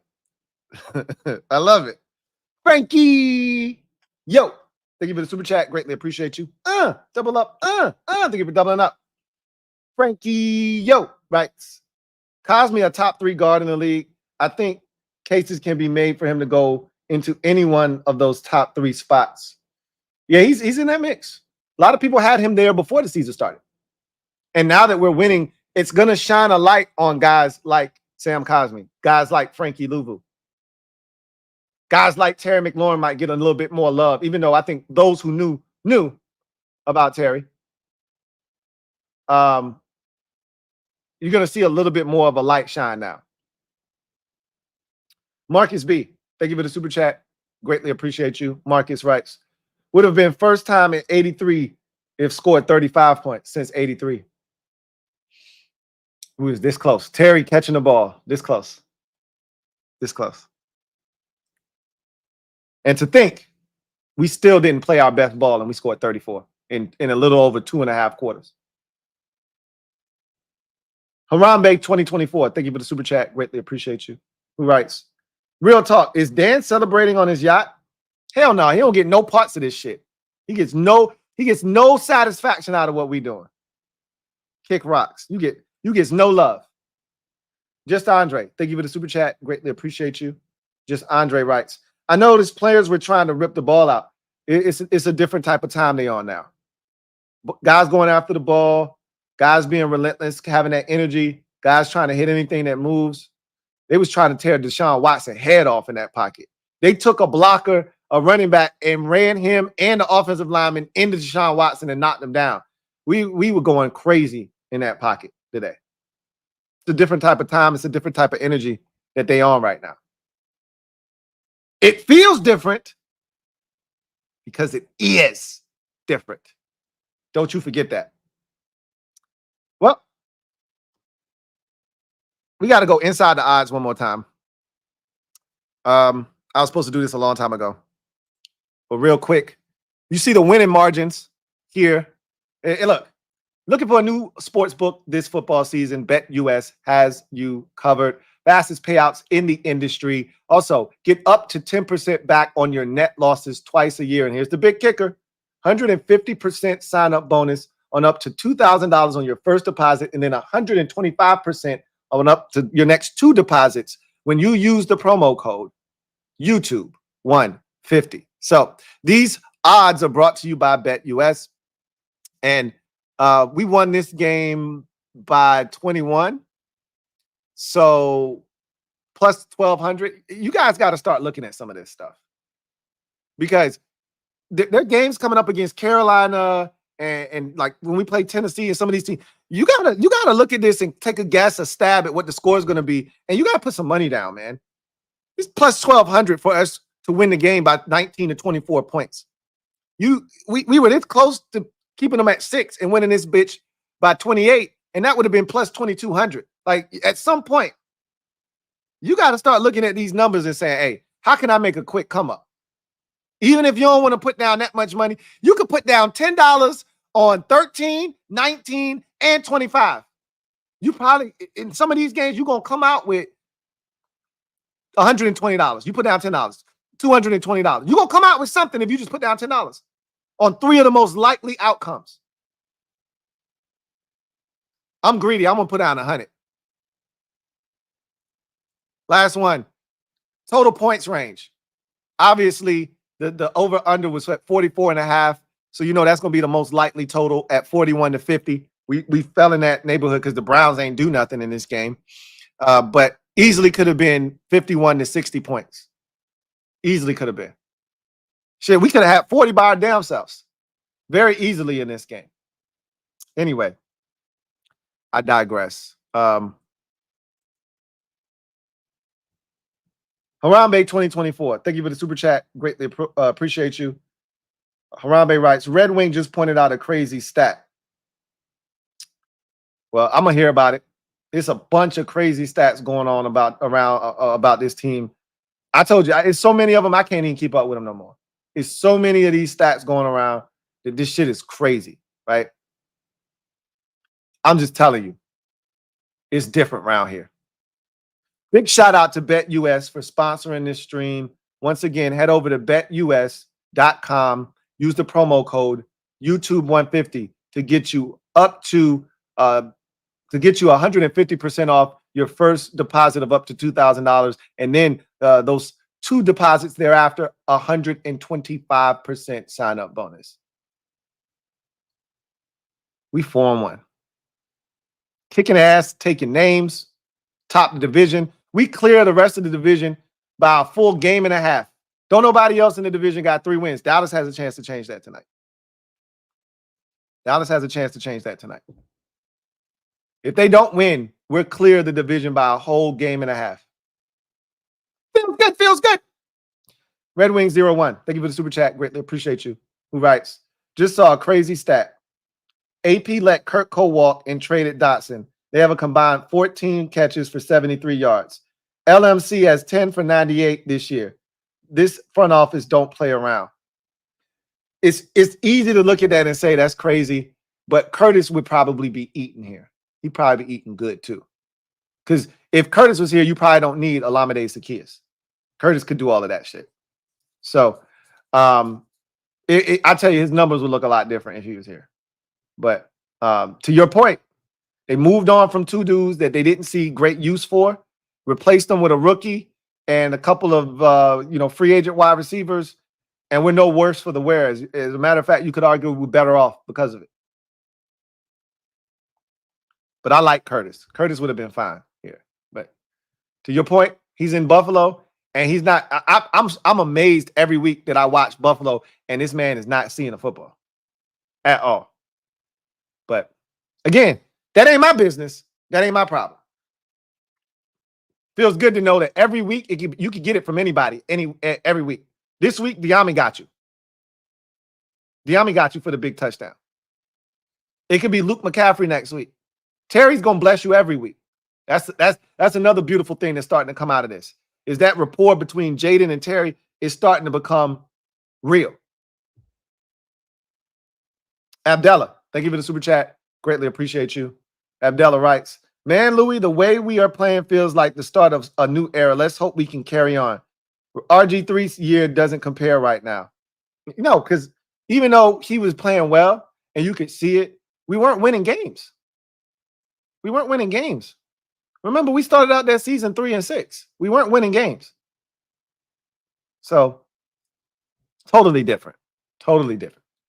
But anyway, I digress. Y'all get out of here. Enjoy the nightcap, Cowboys, Steelers. I'm going to be front and center. You know where to find me when this game meets its conclusion. We'll see if we are only up one game in the division after tonight or if we're up a game and a half on the Eagles at 2-2. Either way, we still in first place, baby. Come and get me. Come and get me.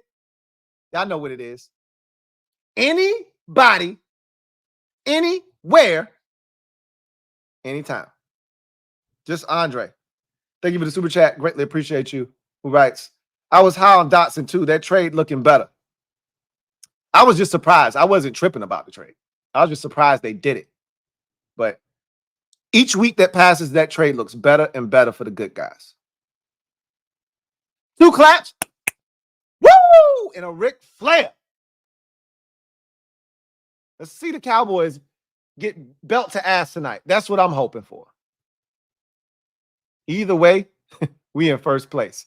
What they gonna say next? Huh? What they gonna say next? I don't know. I don't care. You know what I'm gonna say next? Who's next? God bless. Good night.